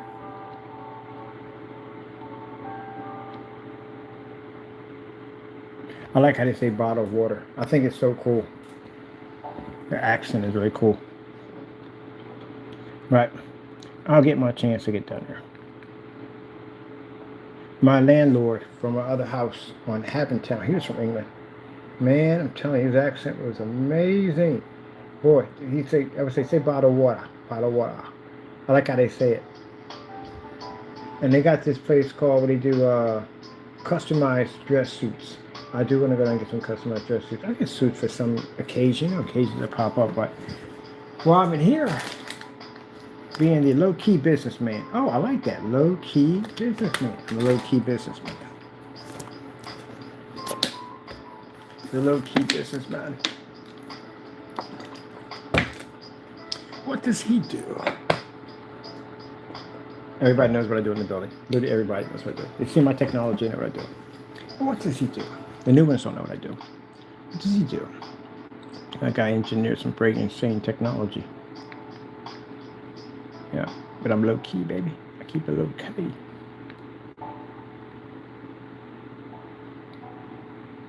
But even online, tell me, but you don't, because y'all talk too much, the naysayers talk too much trash. What do you think I'm gonna do? I'm gonna sit there and just talk trash about my products, call myself all kinds of names, step all over my products anytime you want to at the end of the day? Heck no, you lost your mind at the end of the day. No, I'm gonna crush your stuff. That's what's gonna happen. You wake up, you poke the bear, you get the claws. That's what happens.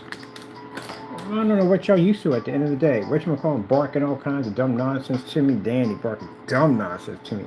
Thinking that intimidating, threatening, privileged nonsense work over here. It don't work over here. One time he sent me some dumb letter talking about, if I talk about him one more time, he's going to slap me with a lawsuit and nonsense. Funny you said that. Right now I'm slapping you with a lawsuit. See what I mean? At the end of the day, be careful and choose your words carefully around a Christian. Because the very same thing you say to me will happen to you. And now you got lawsuits coming your way. And criminal charges for committing fraud against my company. That whole black label and nonsense you did over there with that phantom nonsense you did.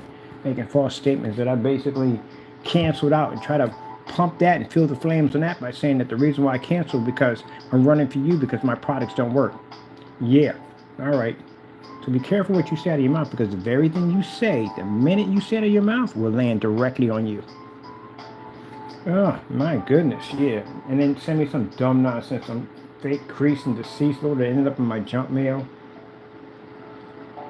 Man.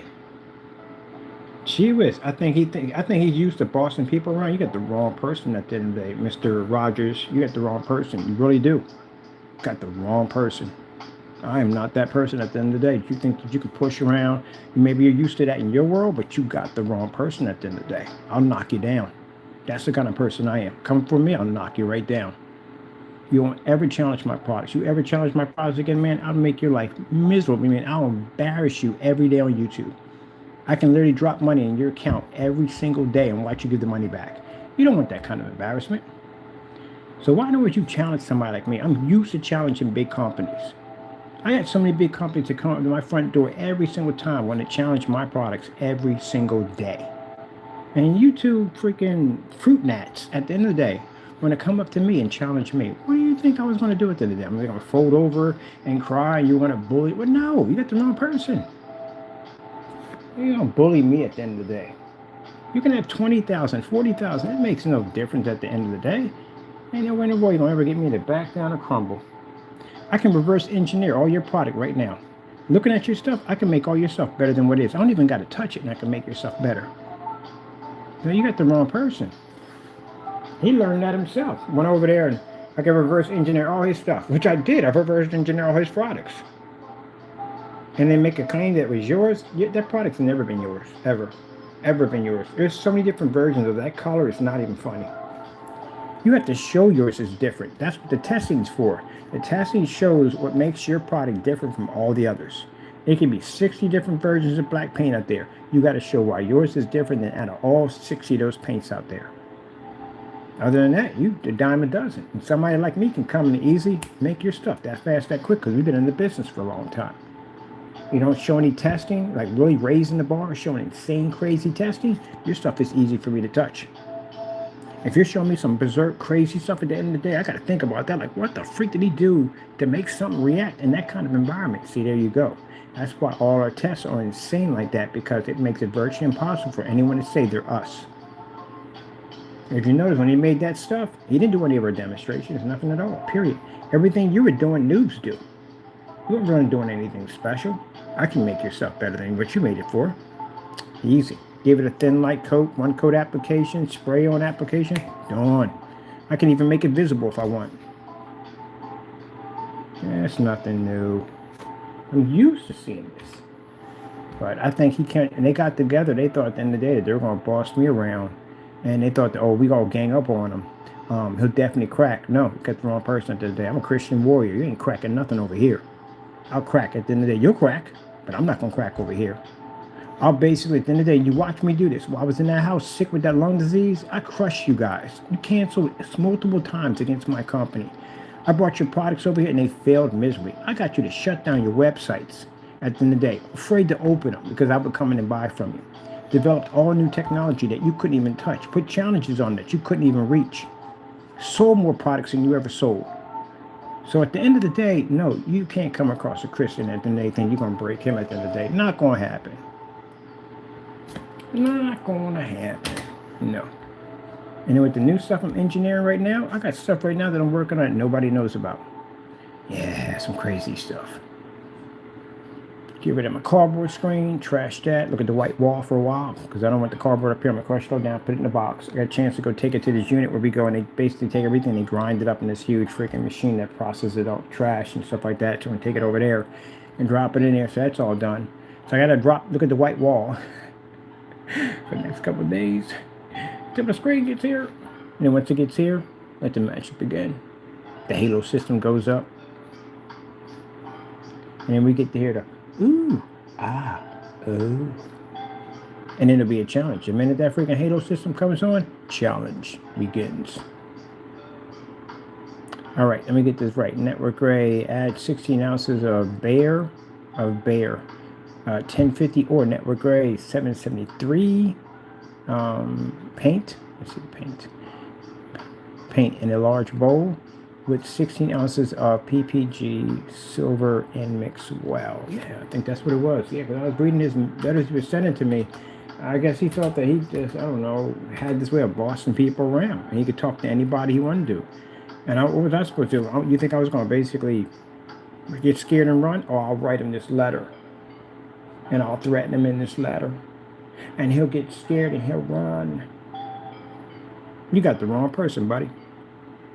Mr. Rogers, I'm pretty sure you haven't lived in half the neighborhoods that I lived in. If you did live in one of the neighborhoods that I lived in, you wouldn't survive on the first date.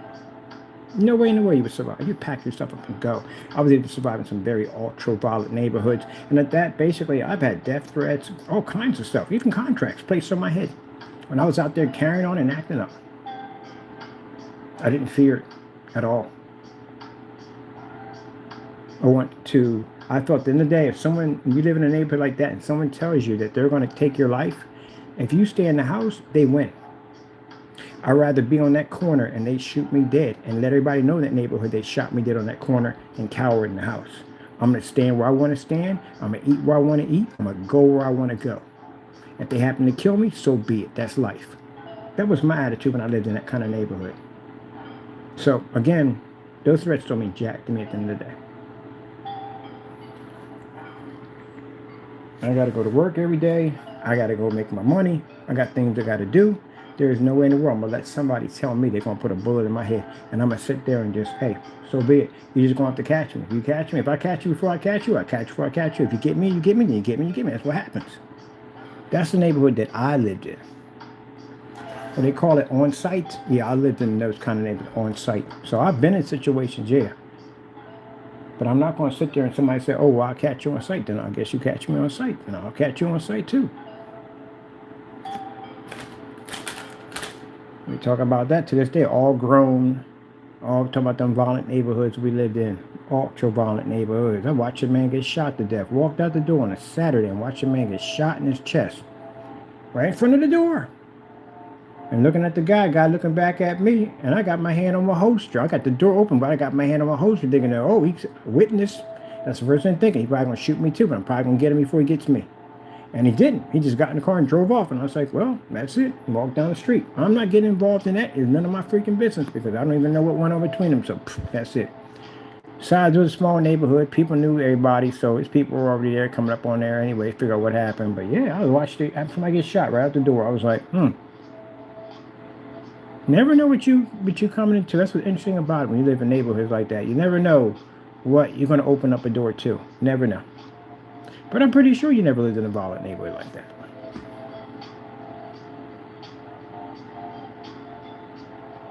I had to hit on me when I got out of prison. When I got home, and I had already been a changed man, I got saved. Changed man. Now imagine if I listened to the devil and I carried on and acted up, and I got out, I still would have got it either way. No sooner than I sat there in front of my porch, here they come, this whole group, around the corner. They're supposed to be killing. Hit was supposed to be put on my head for something that I did when I got in trouble like that. And I never forget, when they walked past me, only one made eye contact with me. And he said, and he ain't the same person. It ain't the same person. I knew who that was having that conversation with. It wasn't him, it was the devil having that conversation with me. Because none of them looked at me when they walked past. They didn't stop, they didn't circle around me, nothing. And I had people across the street. I had people sitting on the porch. They were just waiting for something to pop off. And they didn't care at the end of the day. They couldn't care if a gunfight broke out right there. They didn't care. So when they came walking in, I didn't have anything on me because I was a changed man. I was a Christian. I didn't follow that rule no more. So when they came in, they walked up, and they all walked past me. That one person, only one guy looked at me and said, oh, I'm not the same person. He changed and walked away. I never saw him again, ever. So that was the devil having that conversation when he walked past.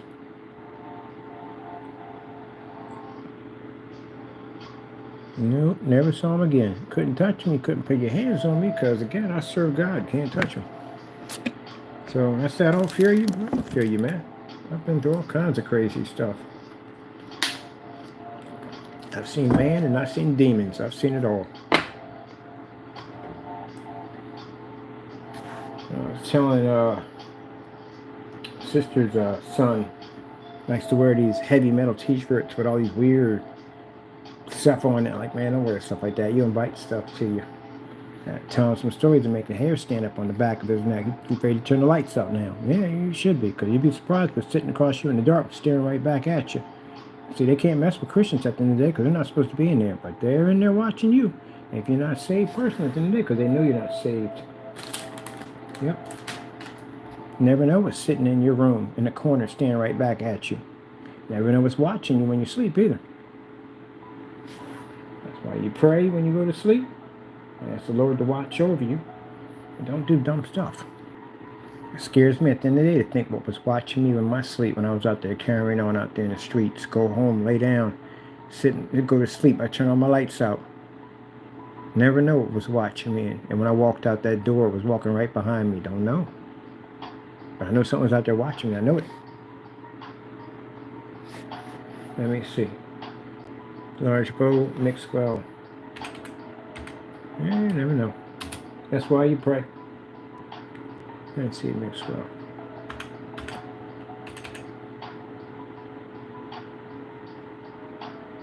Gotta be careful about things that you do and say. Just like me, I gotta be careful what I say and do. Gotta be careful. You make some statement that, hey, I'm coming down to see you, so and so and so. You ain't gotta make it there. You can get hit by a truck, car accident, brakes could go out on your car, anything could happen to you. Remember, that's an anointing you're coming after. That's a servant of God. So anything could happen to you. Your car could flip off the road. Anything can happen to you on your journey there. Might not even make it there. Going to a gas station in the middle of a robbery, you just happen to be the one to get hit coming out. I told you, there's so many ways for it. Look, you have to understand, you're being set up. That's the part you don't understand. When you go out and do evil stuff, you're being set up. I know that because I already been through that path already. I already went down that road already. You're being set up. I'm going to tell you the number of things that could go wrong in one day that your life could be over just like this. You make a threat towards somebody. Say it's a man of God over there. Now God hears it and the devil hears it. And the devil's grinning because the devil knows at the end of the day, this is a great opportunity to get you on his side. Fast and quick. So he fills your head with something stupid like, I want you to go down and pay this man a visit, so and so and so. And you decide, okay, I'm going to get in my car and pay this man a visit. But the Lord tells you, don't do it. It's a bad idea. And you say, I'm going to do it anyway. So you get in your car and you drive down. Your tire could blow out. Car could swing off. Hit a divider sideways, flip up in the air. You could be killed in the impact. Tractor trailer, guy could fall asleep and slam right into your road. You could be killed. That's my final destination stuff. People travel on the highway, they never come back home. Anything could happen to you. Anything. Going to a gas station, somebody could just be robbing it. You could be on the wrong place at the wrong time. It happens every single day, and you could be killed on the way out. Anything could happen. Heck, can go to a gas station, and gas station can just like that, go up. It happens every single day. Remember, there are people there when all this stuff happens, and you could be just one of those ones. But remember, at the end of the day, the difference between that is you threaten a Christian.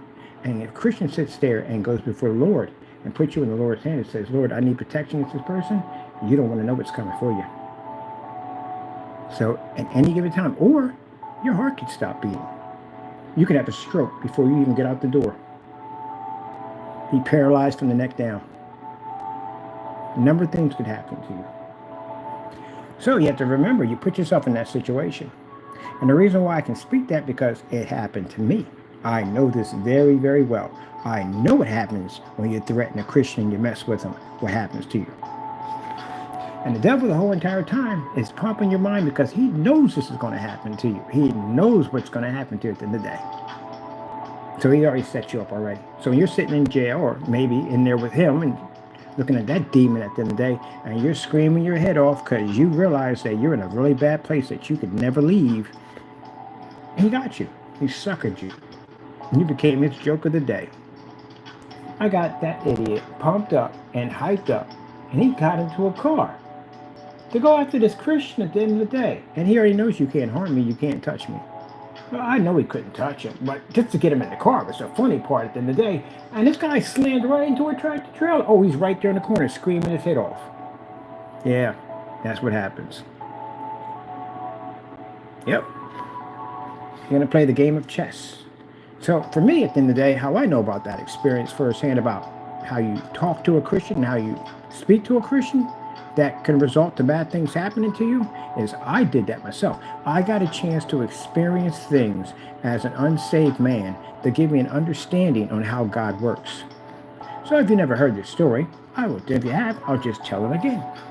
So my sister's husband is a very deep-rooted Christian man.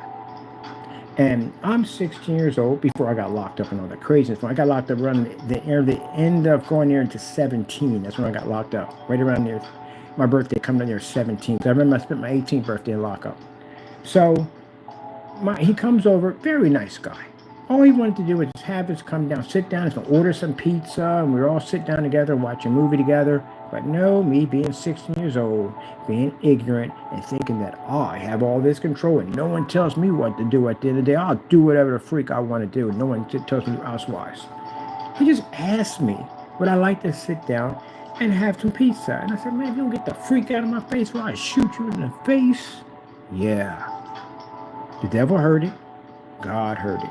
And God was like, okay, that's how you want to treat my servant. The very thing you say will happen to you. I just didn't know what was going to happen yet. So I got my gear on to go out the door. There's nobody out there. There's always somebody out there. Always. There's nobody on my strip going around the corner. Nobody's out there. Or they must be having a game at the park. Usually they have a big game at the park. They got some little high rollers coming in. Maybe it's a bet going on. That's where you'll see everybody at the park at the game. But there got to be somebody out there. So I turned the next corner. It's a little dark on that side. There's nobody out there. The minute I get to the corner, these guys came out of nowhere. It's like they kind of walked off the wall. And all I remember is a piece of cold steel sticking in my forehead. And that was that chrome revolver he had sticking. I could count the bullets that he had in the gun staring right in the face. All he had to do was squeeze one time and I was gone. Now, was I thinking about death? Yeah. But what was basically playing out in my head over and over again, and I couldn't hear. It got louder and louder and louder. It's my voice telling my brother-in-law that I was going to shoot him in the face. That's all I could hear. It was so loud that it drowned out the fear of dying, because that's why I was there and that was going to happen to me. Never forget that as long as I live. So I don't see their faces. They don't have faces. It's dark in that area, but I still should be able to see a form. I should see something. There's no face there. I can see the clothing, but I look up, I don't see no face. And I'm staring at them on the other end while I'm looking at these bullets in this gun. And I hear the other one talking on one side and the other one talking on the other side. Well, let's shoot him. Let's kill him right now. Let's just take his clothes and shoot him in the head. And they're discussing about taking my life. But I'm looking at the guy in the front, and he's not showing no features. There's no eyes. There's no nose. There's nothing there. And I automatically realized what happened to me. I said, I messed up. I'm going to die because I threatened a Christian's life. Same thing's going to happen to me, I just said a few minutes ago. So I figured, look, if I'm going to go down, I'm going to have to go down running. So I pushed him. He had body because I could feel him, and I pushed him. My body struck him. Like, it didn't go through him. It hit him. And he pushed away, and I took off running. So I started zigzagging because I figured if they shoot me, maybe they get me in the leg, they get me in the back, whatever, I can crawl around the corner. It got to be somebody around that corner. No gunshot went off. As I started to run and I got right to the corner, I got bold because that's that part of me that nobody touches me at the end of the day, that kind of attitude. I walked back around that corner. There was nobody there at all. Nobody. I turn around, the block is on fire. Everybody's up there talking, joking, laughing, having fun. Where the freak were all these people at when I was around the corner getting robbed? Nobody, everybody's out there talking. I get to the corner, I talk to my boys and say, yo, somebody just tried to stick me up. This is probably them boys cross town. They get in the car, everybody lock and load. Yeah, we're going to go kill these guys. You're going to rob me at the end of the day. Now, I already knew from the door why it happened. Why it happened. I knew from the door what they were. But that pride in me, the other side of me, the devil playing that game with me now, instigating it, pushing me more to do something stupid, to definitely get myself killed. Here I'm riding around the car. All of us carrying firearms. None of us have a right to be carrying them. We could have been pulled over by the cops. Anything could have happened. One of my friends could have got trigger happy. We all could have got shot in a hail of bullets. Anything could have happened that day. But no, God allowed us to go home, all of us. And when I got in the house, I figured, you know what, forget it. It's just one of them things that happen. Whatever. I go upstairs, I go lay down. I get up the next day. Everybody in the neighborhood wanted to kill me. I had people walking up to me like, yeah, man, so next time I see you in the street, it's just going to be like that. What you mean it's going to be like? It's going to be like that. Take his two fingers, point it to his head, and push off. It's going to be like that. What the freak is that? Like, I don't even know these people. Guy drive by in the car, stare at me, gave me that same finger gesture. I was getting like people wanted to, everybody in the neighborhood wanted me dead. I'm like, what the freak did I do? Like, did I tick somebody off? What did I do? It got to a point, it got so bad, my own people didn't even want to be around me. I was a moving target. And I know what it was because every day I feel it. Like, man, you got to go apologize. You got to go apologize. It's going to get worse. You got to go apologize. And I refused to because I was stubborn. It got so bad I couldn't take it anymore. I wanted to ask for forgiveness. When you ask for forgiveness, you have to ask for forgiveness. You have to be sorry. Because I was sorry for what I did. He's a nice man. He's a good person at the end of the day. Did nothing but help my family out. And a part of me felt really bad because I knew it was wrong for what I did at the end of the day. And the other part of me was that stubborn side that didn't want to let go of it. Go apologize. Stop being a jerk about it. Just apologize. You know you're wrong. You owe this man an apology. Yeah, I know I'm an apology, but I don't want to say I'm sorry at the end of the day because I wasn't wrong. Blah, blah, blah. Yeah, that's that stubborn side. At the end of the day, I wanted to apologize. He forgave me. Real nice guy. When I walked outside, same people walked past me. I saw the same people the next day and the day before that, and they walked past me like they didn't even know me. None of them at all. So that's when I started realizing that when I got locked up with that situation, became a Christian, things opened up for me. I started understanding the thing, how the world works and how these demons walk around among us on this planet. And I started realizing that these people that were making these threats toward me weren't the actual people. They were the demons that were in the people that were actually having these conversations and staring right back at me, giving me these threats. These people were being used. All the people that came up to me to try to take my life weren't people that were good citizens. They were people that were doing evil things in the neighborhood. They were already on the road. They were already going down the same path that I was going. The destruction was coming for them. I was blessed that when my day came, I got a choice. I got an option, either to serve God or serve the devil. That's why when that guy turned around and told me in the holding cell that I might as well take that Bible and flush it down the toilet because God can't help me, I didn't do that. That was my time right there. So everybody's given that timeline when it comes up. If you don't take it, sometimes that could be your last chance. As I told you before, not everybody's going to heaven. There's a certain number. God has a certain number in the book. Either you're in it or you're not. That's how that works. So I was happy to be given that option because I might not have got that option again. And I do remember when I got home, I was saved, Christian man. I was sitting on the porch talking to my mom. This woman came out of nowhere. She was walking down the street. She just walked up on the staircase and right to my mom and says, I got a message for you. The Lord said if he gets in trouble again, he can't get back out. And she walked off the porch. And my mom was like, you hear that? Did you hear that? My mom, the deep Christian woman. God will bring people to your front door and they'll talk to you. And they'll go about their merry way. Like you'll see them again and they won't have any memory of what they just said. Yeah, walked right up on the porch, right from my mom and said, and she wasn't being rude or anything. She was like, see him right there? The Lord says if he gets in trouble again, he's not getting back out. Yep. Yes, sirree. Seen all kinds of stuff like that. And people sit there, when I tell these stories, they get terrified. They get scared. If these scare you when I talk about demons that I've seen, if it terrifies you, then you're not ready to go back.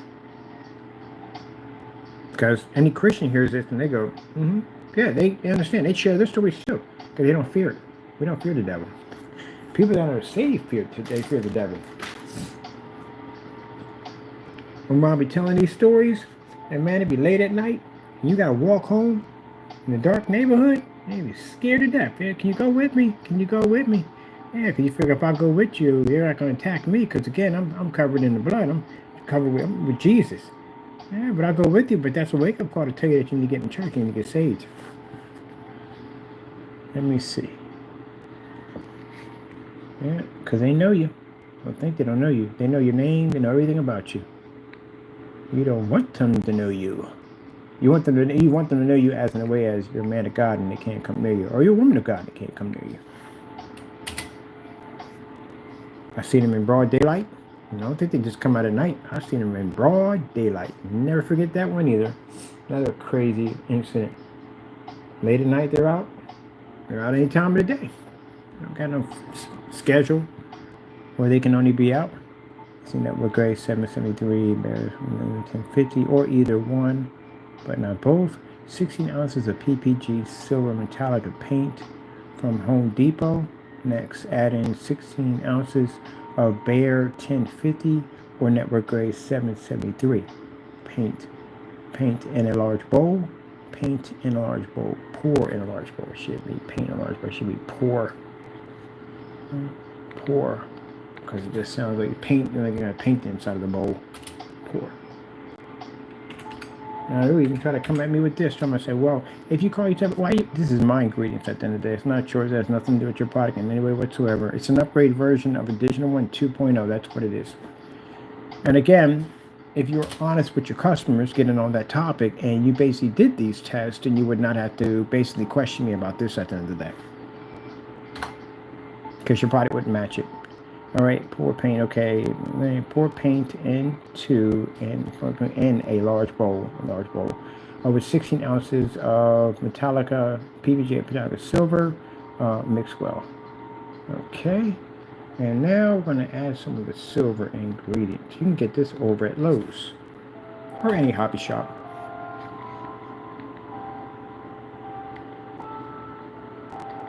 Extra fine silver crystals. Ooh, absolutely loving it. Extra fine silver crystals. Let me see a minute.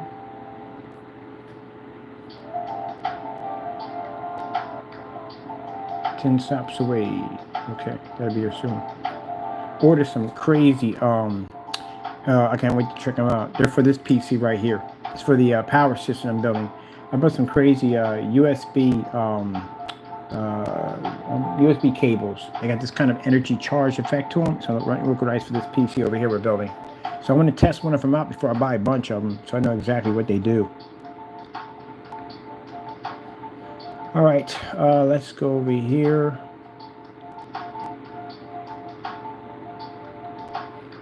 Let's grab this. All right. Let's see. Capital. Now, let's see. Now mix 1/4. 1/4. Just get yourself a measuring and just put in 1/4 of, because you don't want to put a lot in there. You put a lot in of a Christmas tree effect triggering off. You don't want that. 1/4 of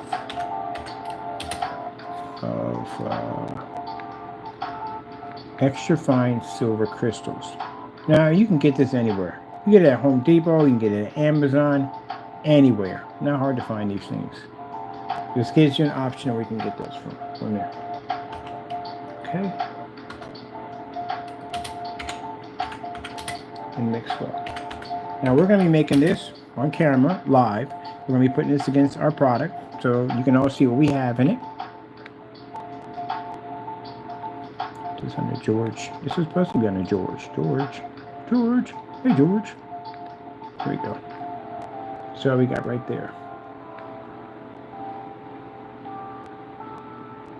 Ultimate Gray Cinemax Screen Paint. All right. So, simple and plain. We have here. Let me explain this a little bit because everything went well. All right. Hold on real quick. Let me see. Get out of there. Paint. Let me see.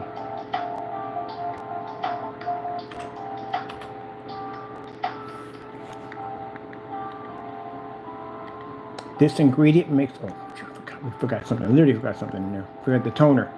Mix well. Let me see. Add in 1 to 3 scoops. 1, 2. Add in 1.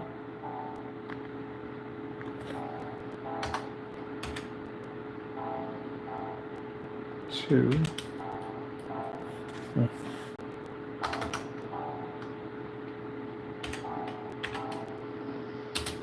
For 3 scoops. 3 scoops.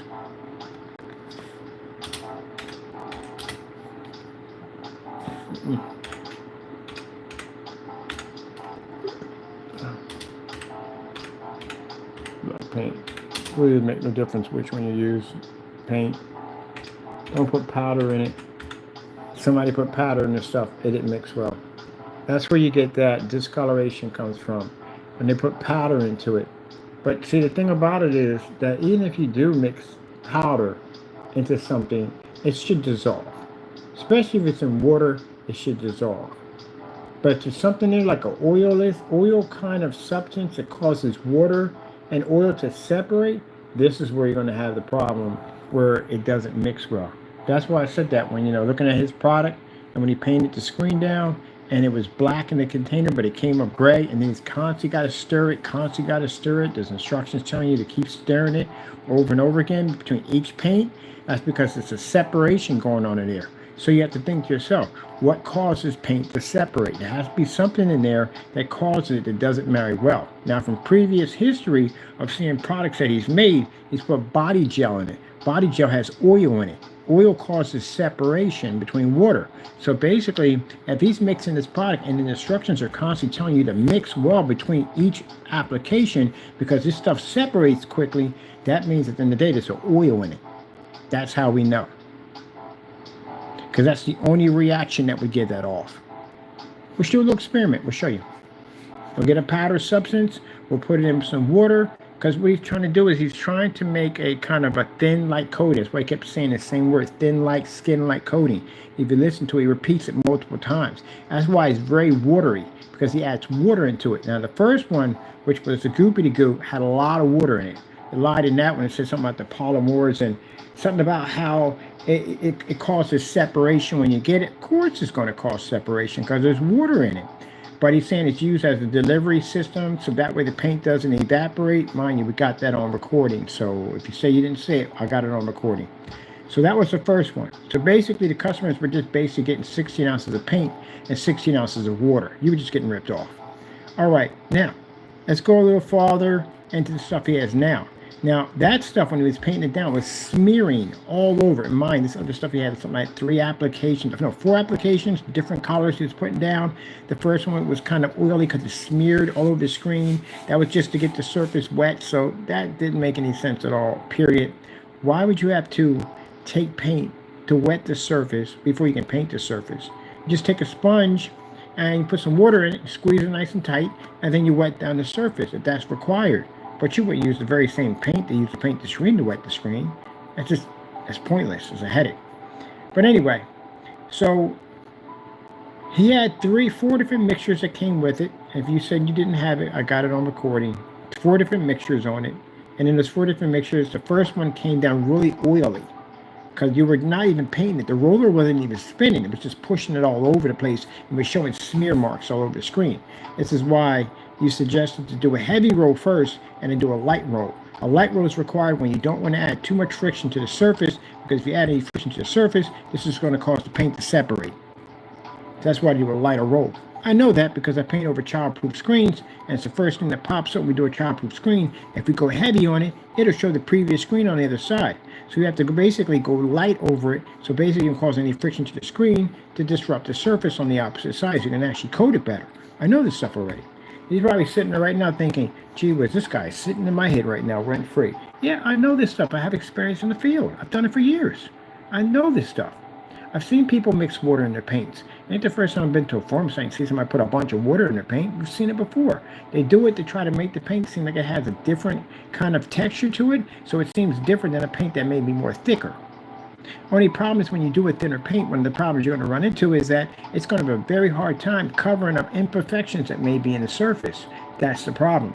Any kind of nook and cranny or anything that's going to pop up, it's going to push right through your screen because you have no way to mask it. Splatter issues. There's a splatter issue because unlike another paint, I can roll it in, put it up on the ceiling and roll it over. It's much more thicker, but a more thinner paint, it's going to leave splatter marks everywhere. That's why people prefer to spray those in. So yeah, it's a whole lot of problems with that.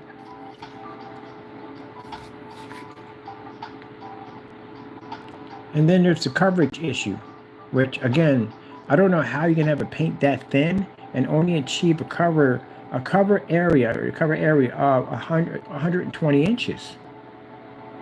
Our paint's a little thicker than that, and we can reach 150 inch, and I've done paint down demonstrations to prove that. So again, that doesn't really add up. It's like if you pour cement, let's just say you take a piece of wood, you pour cement here, you pour water here. Which is going to basically expand more? Is it going to be the water or is it going to be the cement? Cement's going to expand, but it's going to take time. It's more thicker. Where the water basically is just going to expand a lot faster because it's much more thinner. It's physics 101, pretty much basically. So if you have a thinner product, you should have better coverage. Or if you have a thicker coverage, you should have less of that coverage. So how in the world at 32 ounces, you're only do 120 inches and you have a much more thinner coat than the paint that would be much more thicker, which I have a less coverage because it's thicker. Did anyone pick up on that? Because a bunch of people picked up on that in the room and they read through the specifications like, what the freak? Like, how does he only have 120 inch screen if it's that thin? The reason why is because you have to do a multi-coat application with that product because it doesn't cover well. Because it's so thin, whatever's on that surface is definitely going to bleed right through. That's why it requires multiple coats to cover up the previous marks that are on the screen. But by being so thin, it also covers up, has problems with streak marks. There you go. Am I in your head now? I'm in your head. I am. He's probably walking around his house talking like, get him out of my head. He's in my head. Yeah, I'm in your head, buddy. I know this already. I've seen this. It ain't nothing new. I've seen this on so many different forum sites. You think you're the only person that comes on YouTube talking about how your product has a thin light coating and blah, blah, blah. I've seen it hundreds and thousands of times on different forum sites of every day of the week. You're nothing new. I've seen it already. They try to give it a different texture so that way it seems different. It says like a skin-like coating. Okay. Been there, done this stuff, man. I can read your stuff a mile away. let me see right here. Now mix in 1/4 of extra fine silver crystals, and mix and silver crystals, and mix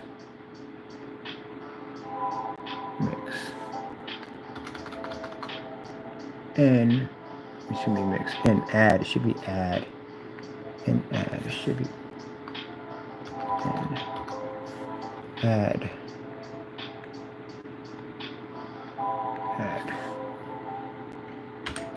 Add 1, 2, or 3 scoops of flat black paint. 4.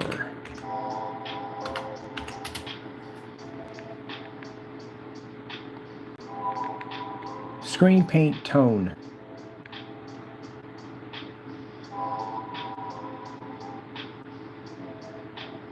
Yeah, we done that one too. That's us right there. Screen paint tone. Boom.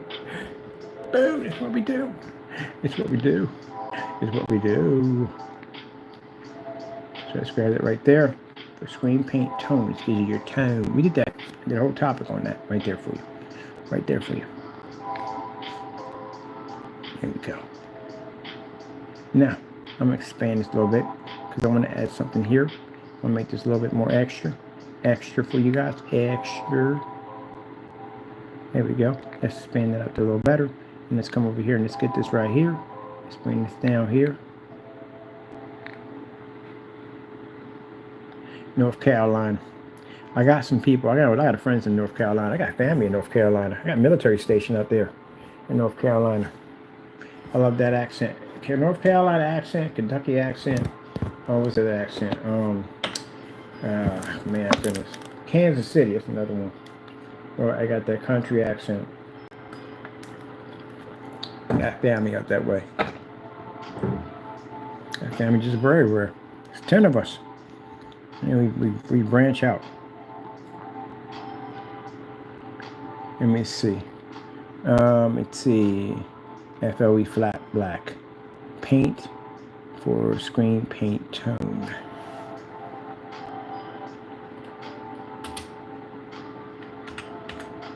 Mix well. Mix well.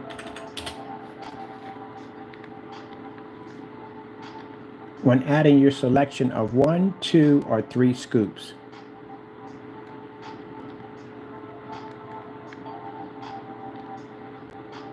Now, mind you, when we're going to put that disclaimer about doing it live. When you do this live, you're going to do 3 containers of paint. 1 scoop, 2 scoop, 3. Now, we're going to put the disclaimer down there for anybody at the end of the day who wants to talk a lot of trash. I'm like, well, it's not the same. Well, okay, no problem. Here we go. Let's get this done. Put that disclaimer in there for you. No disclaimer, but challenge. Okay, when adding your selection of 1, 2, 1. Burn there. Very, very. 1, 2, or 3 scoops of black paint.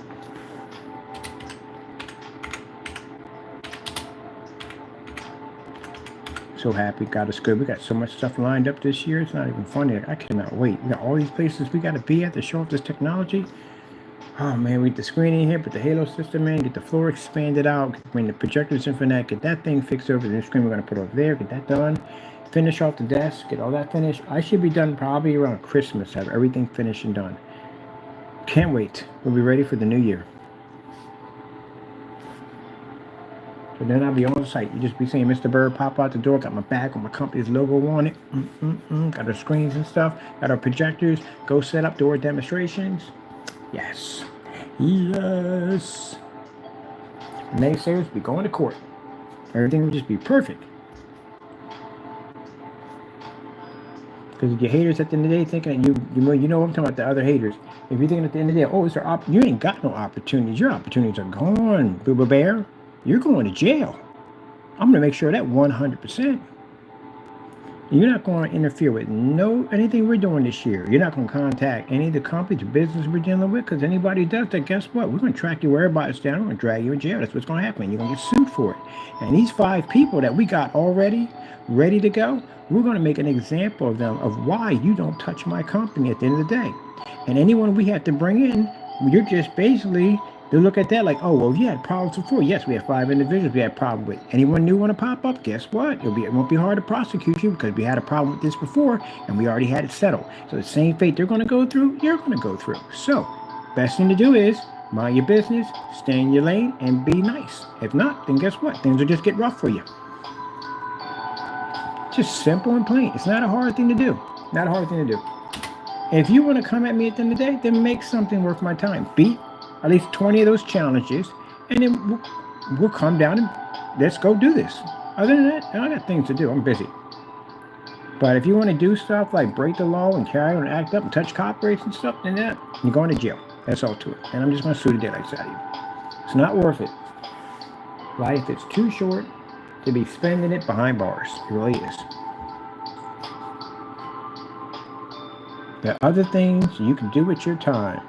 You know, being able to go outside and sit on a bench and stare at squirrels back and forth, you wouldn't believe how much of a luxury that is to being behind bars for 20 years.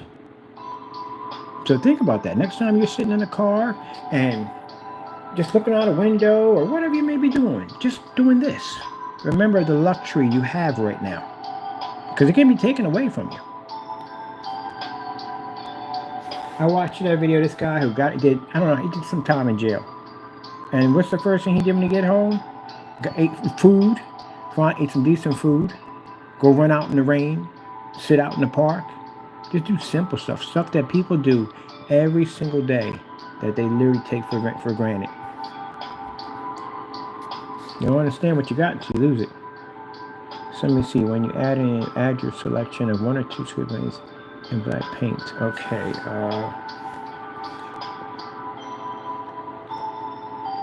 Please note that this mixture makes up to 32 ounces. Please note. Please note that this mixture makes up to 32 ounces. Oh man, really? Go back to what I just had. Please note that this mixture makes up to 32 ounces.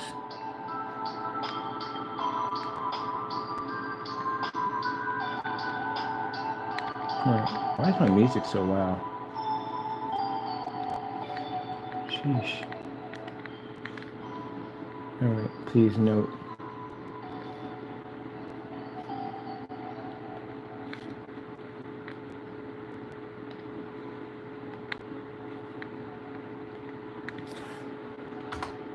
So I don't want them to taking it personally by saying, oh, he made this because he threatened. No, it has nothing to do with you. All right? It's nothing to do with you.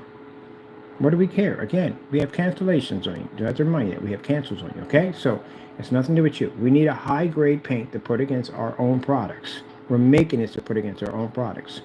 But there is a whatchamacallit to tell you that if you feel at the end of the day that your product is more superior, like you would have back and say, oh, grade mixers don't do that. Mine doesn't do that.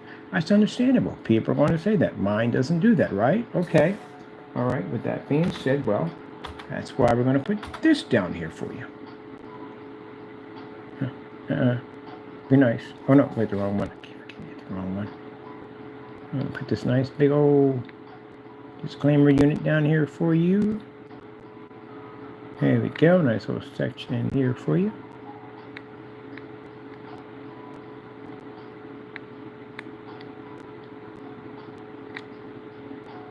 All right.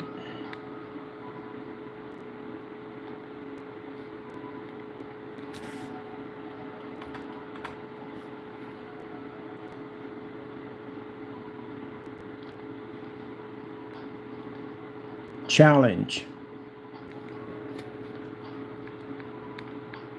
Here's the definition of challenge. A call to take part in a contest or competition, especially a duel. All right, some dumb nonsense. They sent me that. The King's Challenge. I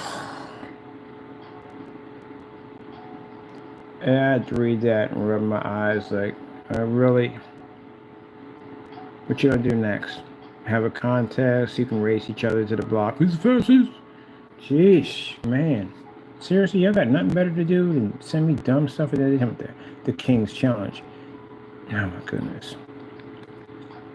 The challenge was basically I send my paint to somebody and they test it, so and so and so. Let me explain something to you boneheads with these dumb ideas. First things first, if I'm making good money, all right, and my stuff is getting contract, my stuff is blowing up, it's doing this, that, and the other, and I got tons of demonstrations, match or better, that you guys can't even touch. What the freak do I care about your little challenges at the end of the day? The whole purpose of basically developing your technology is get notification on your products, let people know what you do, get plenty of testing, plenty of customers, and get those contracts in so you can make that money, you can be on a level with the big boys. That's what it's about. And someone did do that challenge, and you lost miserably, which I found out. Both of you lost miserably.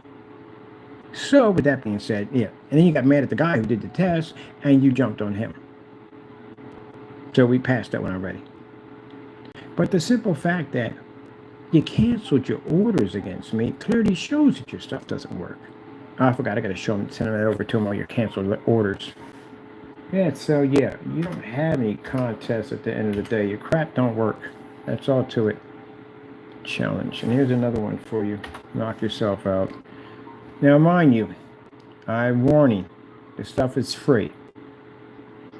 If you make this stuff on YouTube live stream and display it, there's a high possibility it could match your stuff. If it matches your stuff, you're going to have a problem selling your stuff, so you know.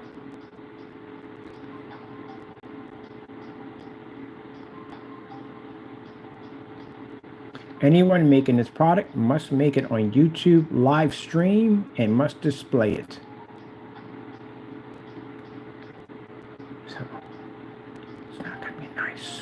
And if you know me, at the end of the day, when I design stuff, I make stuff that's designed to make sure you stay down. So, if it has to go against my product, you know it's going to be brutal. If you're terrified to go near us because you know we're brutal, what happens if we make a great paint to put against our own stuff? You know, we've done this before. We made a gunmetal technology to knock out all the gunmetals and to use our black technology to knock out the gunmetal. And we do stuff like this. So just be warned. I'm going to give you a heads up. It's going to be like, you ever heard of a place called Cluck You? Yeah, that's the name. Sorry about that. That's what it's called, Cluck You. Cluck You is this place, I think it's in California, and a couple other places. I think one I've seen it in California. Makes the hottest chicken in the world. You literally got to sign a waiver before you can eat in there. Of course, you can't eat if you're pregnant, you have heart problems, you can't go in there. They just turn you away. But if you can get in one of these units, they give you this little waiver to sign. And people go in there and sign the waiver because, you know, people say at the end of the day, it can't be that hot. What's the worst that can happen? And then next you know, you're drinking half the ocean. But this stuff is pretty bad. So me and my family go down to Clock U to get this chicken because my sister found it first when she was over in California. Yeah, I got people in Cali. I tell this joking, I got family everywhere. I got family in Cali. So anyway, she was in this place eating this chicken, and she has Jamaican friends, and they eat a lot of that heavy, hot, super crazy food. I'm thinking like she can take it. It ripped her up pretty bad. So she tells us about it, and we're like, challenge accepted. Biggest mistake of my life. Get down there, and I got this chicken called Dead on Arrival. Gee whiz Louise.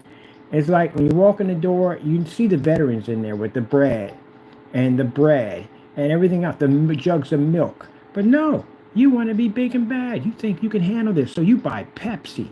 Yeah, that's the last thing you want to do when you basically drink super hot chicken. So we're eating this, and I'm not feeling anything because the effect hasn't kicked in. But then when the effect kicks in, you can feel it because your nose starts to run. Nose starts to run, I start slobbering, my tongue goes numb, and literally cleared up my sinuses to a point that I could smell everything from maybe 6 blocks down or whatever, whoever was cooking what. So I had a serious migraine for 3 days. My sister had raging diarrhea, and the other one passed out, which we had to take him to the hospital because we thought he died. Yeah, learned my lesson on that one. Definitely learned my lesson on that one. I didn't think I could run that fast to the supermarket to get milk. But apparently I can. So yeah, it was crazy. Never forget that. People don't know why. The waivers, when people sign waivers, they literally think it's not going to be that bad. That's the worst thing to tell yourself, that what's the worst that can happen. You will find out what the worst. You would literally answer your own question with that one. You know something bad's going to happen when you say, what's the worst going to happen? You will answer your own question in the worst way ever. And it wasn't basically like it calmed down, but it was basically rising up and rising down, rising up and rising down. Like 1 minute you cool, the next minute you're on fire. 1 minute you cool, the next minute you're on fire. Worst experience ever. Ever. Chicken was good. It was good. But worst experience ever. Migraine for 3 days. I'm talking about migraine in the dark with dark glasses on, not an ounce of light in the environment anywhere.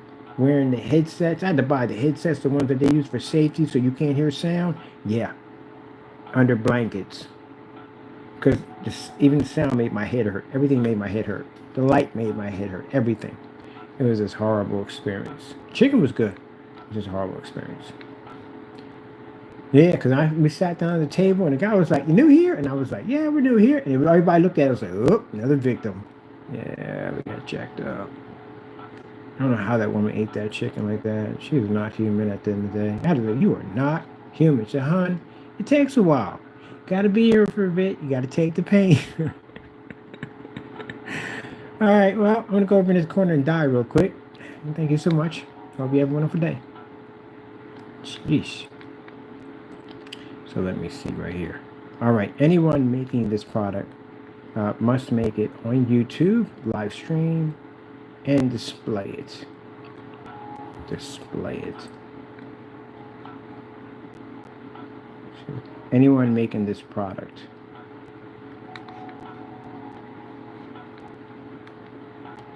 To match against their gray screen paints. 2, challenge against their gray screen paints.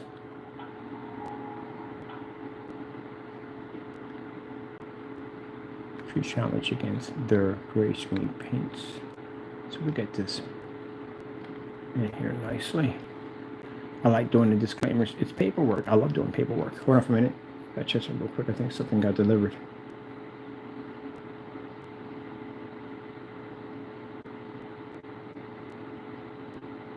All right, not here yet. I got to contact some people about how about them Cowboys in a few minutes. They lost 2 games already. They got beat by the Baltimore Ravens. Oh, that had to hurt. I'm not talking about your Dallas. You understand? I got a Baltimore Raven over in Texas, and over in Texas, I got a Dallas Cowboy fan. They are father and daughter. Oh, they're right in the same house together too. But she got her own place, but they retired and they live with them. But that had to hurt. Oh, that had to hurt. You're in the same place with that person too? Oh, I think it'd be fun dating somebody with a rival team, because it just keeps it interesting at the end of the day. You got to deal with it. You talked all that trash. You can't get upset. People get upset, angry, and screaming. No, you got to take that abuse at the end of the day. You talk your trash. Now it's time for them to talk their trash. I deal with it. All right, no problem. I got you. All right, what was the bet? I don't want to hear it. What was the bet? Let's get it over and done with. I'm tired of this. Night still. It's getting late. I got things to do. What is the bet? Yep. You got to go do the bet.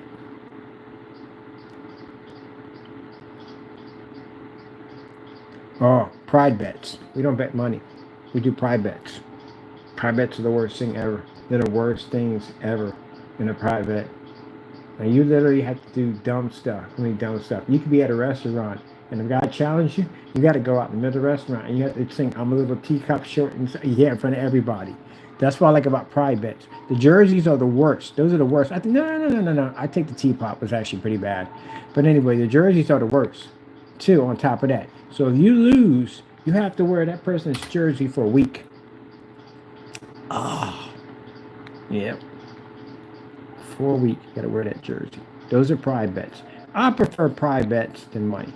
Because when you're dealing with money at the end of the day, you got people get mad, people don't pay up, people get in fights and arguments, and some people get killed over prides, which is stupid, over money. So just put a pride bet in there. It's funny. Everybody laughs at the end of the day. It's freaking hilarious. You lose, you got to wear freaking... One guy lost, and he had to wear freaking eyeliner. They put eyeliner on, lipstick, and they put nail polish for the day. Oh, it was hilarious. It was okay. Well, I lost. Take it like a man. Whatever. I was in there crying. And then that's not the worst of it. The worst of it, once the sisters paint you up, then we go out to dinner. Because we got to show you off in front of everybody. Yeah, be careful about making them bets. But the pride bets, I think, are funny because, again, there's no money involved. It's just everybody laughing, everybody having a ball with it. And the first thing the guy was like, he lost the bet. He was like, yep. He said, well, lucky for you. And then it's funny because you bump into other people who have been through pride bets and they be at the table joking with you like, yeah, man, I lost this joke, man. I had to wear a skirt one time, man. That was messed up, man. That was a bet. You know what I mean? But somebody else does it. You know, I want them to carry through too. So it's stuff that you have to go through. Nothing permanent like tattoos and like that. Just funny stuff that they didn't make you do. It's just freaking hilarious. Or you can put some chores in there too. Hey, make them have them wash your car. Get your car washed for free. They got to pay for it. I had a bet with my sister one time. This is way back. When the pagers, remember the pager? I had a Sky pager. She had a regular pager. And the bet was whoever can scare each other the worst had to pay the pager bill for one solid year. My bill was $30 a month, so that saved me some money. Oh yeah, I got her. She would have got her the worst scare tactic ever. Someone hiding under your bed and grabbing your ankles. That's the worst thing you could ever do to somebody. The worst thing. The biggest fear you got is something under your bed. It's like you even feel it. When the lights are out, you can just feel like something is right near your ankles. And that's what I did. I waited till she went to bed. And when she got in, I grabbed her ankles. Yeah. And I didn't let go either. Yeah, I got my money's worth out of that. So, yeah, she screamed and carried on and ran downstairs. And my mom was like, well, you made the bet. I was in the kitchen when you guys were having this agreement. So, got to pay up. And she did. She paid up. She paid my pager bill for 1 year. Like as agreed. Yeah. But because of that little incident, kind of had some problems along the way where basically she can't have any furniture or openings on the bottom of it because she has a phobia, which I triggered off. But, you know, that's what happens when you make bets. Let's see. Anyone making this product must make it. They must make it on YouTube live stream, and must display it to challenge against their gray screen paints.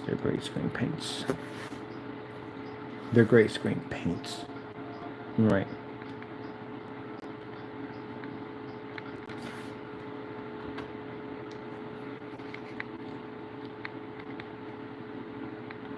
Warning. Here's the definition of warning. A statement or event that indicates a possible or impending danger, problem, or other unpleasant situation. Well, it's going to be unpleasant already if you match this stuff. It's going to be super unpleasant. Your stuff, your product won't sell no more. It's going to be a bit of a hard one to sell it.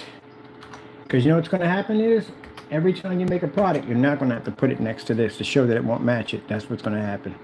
So, yeah, it's going to be brutal. But that's what we like. We like the brutalness. Hey, look, when I did all those demonstrations of black paint versus my product at the end of the day, if any one of those paints would have matched my stuff, I'd have been out. But it did. And we still do these demonstrations. You know why? Because it's fun. So imagine we have over 60 demonstrations on black versus our product. You count that to everybody else right now. On how many times they've done done that demonstration, the black versus black, or have done great paints against their product versus our test. There you go. Man, there's nobody else doing it, right? Okay, then.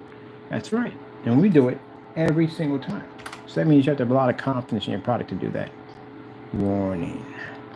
Definitely warning.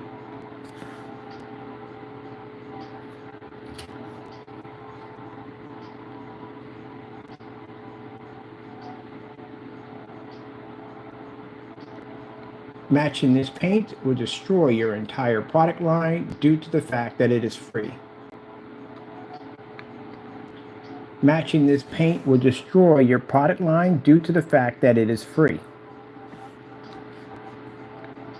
All right, there we go.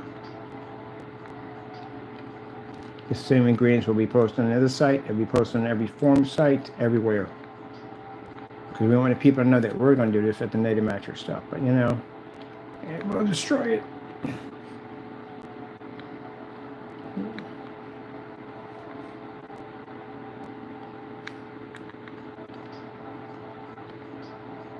Matching this paint will destroy your product line due to the fact that it is free. Recital. Do rock all night. Here we go. with the rock, I want to rock, I want to rock all night. It's tricky, tricky, tricky, tricky, tricky, tricky. Hoo. Bum, bum, bum, bum, ba-da-dum, bum. Bum, bum, bum, bum, bum, bum, bum, bum. There we go, right there. Now, again, we're making this product to put against our own product because, again, we need a higher form of gray paint to put against our products. So this is where the half and half comes in. And we're going to put this under, I'm going to change that to free because it's free. It's free paint. It's free. Free. Free Ultimate Gray Cinemax Screen Paint. Ultimate. I'm going to change that gray to a capital because I want it to stand out and look pretty. I want it to be purdy. Not pretty, purdy. Purdy, purdy, purdy. Purdy. Make it stand out. There we go. Let's get another one in there. Cap that in there. Yeah. I like how those keys make that clickety click. The clickety click. So there it is, the free ultimate mix. Now we're going to publish it. And now, it is now everywhere. Well, not everywhere yet. We're going to post this thing everywhere. Congratulations, it is now online. Go to the site, get your free paint. That tells you, when I talk to people at the end of the day, that they feel that we're threatened by their products. I'm not threatened by your products. I can give away free paint. Just like that. So if I was threatened by your products, I wouldn't post that. Why would I post that? I'm using it to test against myself on site. Oh, yeah. All right, people, I got to go. I'm going to go check out this motherboard in a few minutes. I'll pop on for that because I want to be separate from this. And I want to see if my other cables got here. I'm going to check and show you the things. They're going to be freaking cool. Do we have a USB? Oh, we got one over there. We can plug it in there. All right, got to go. Be safe and God bless.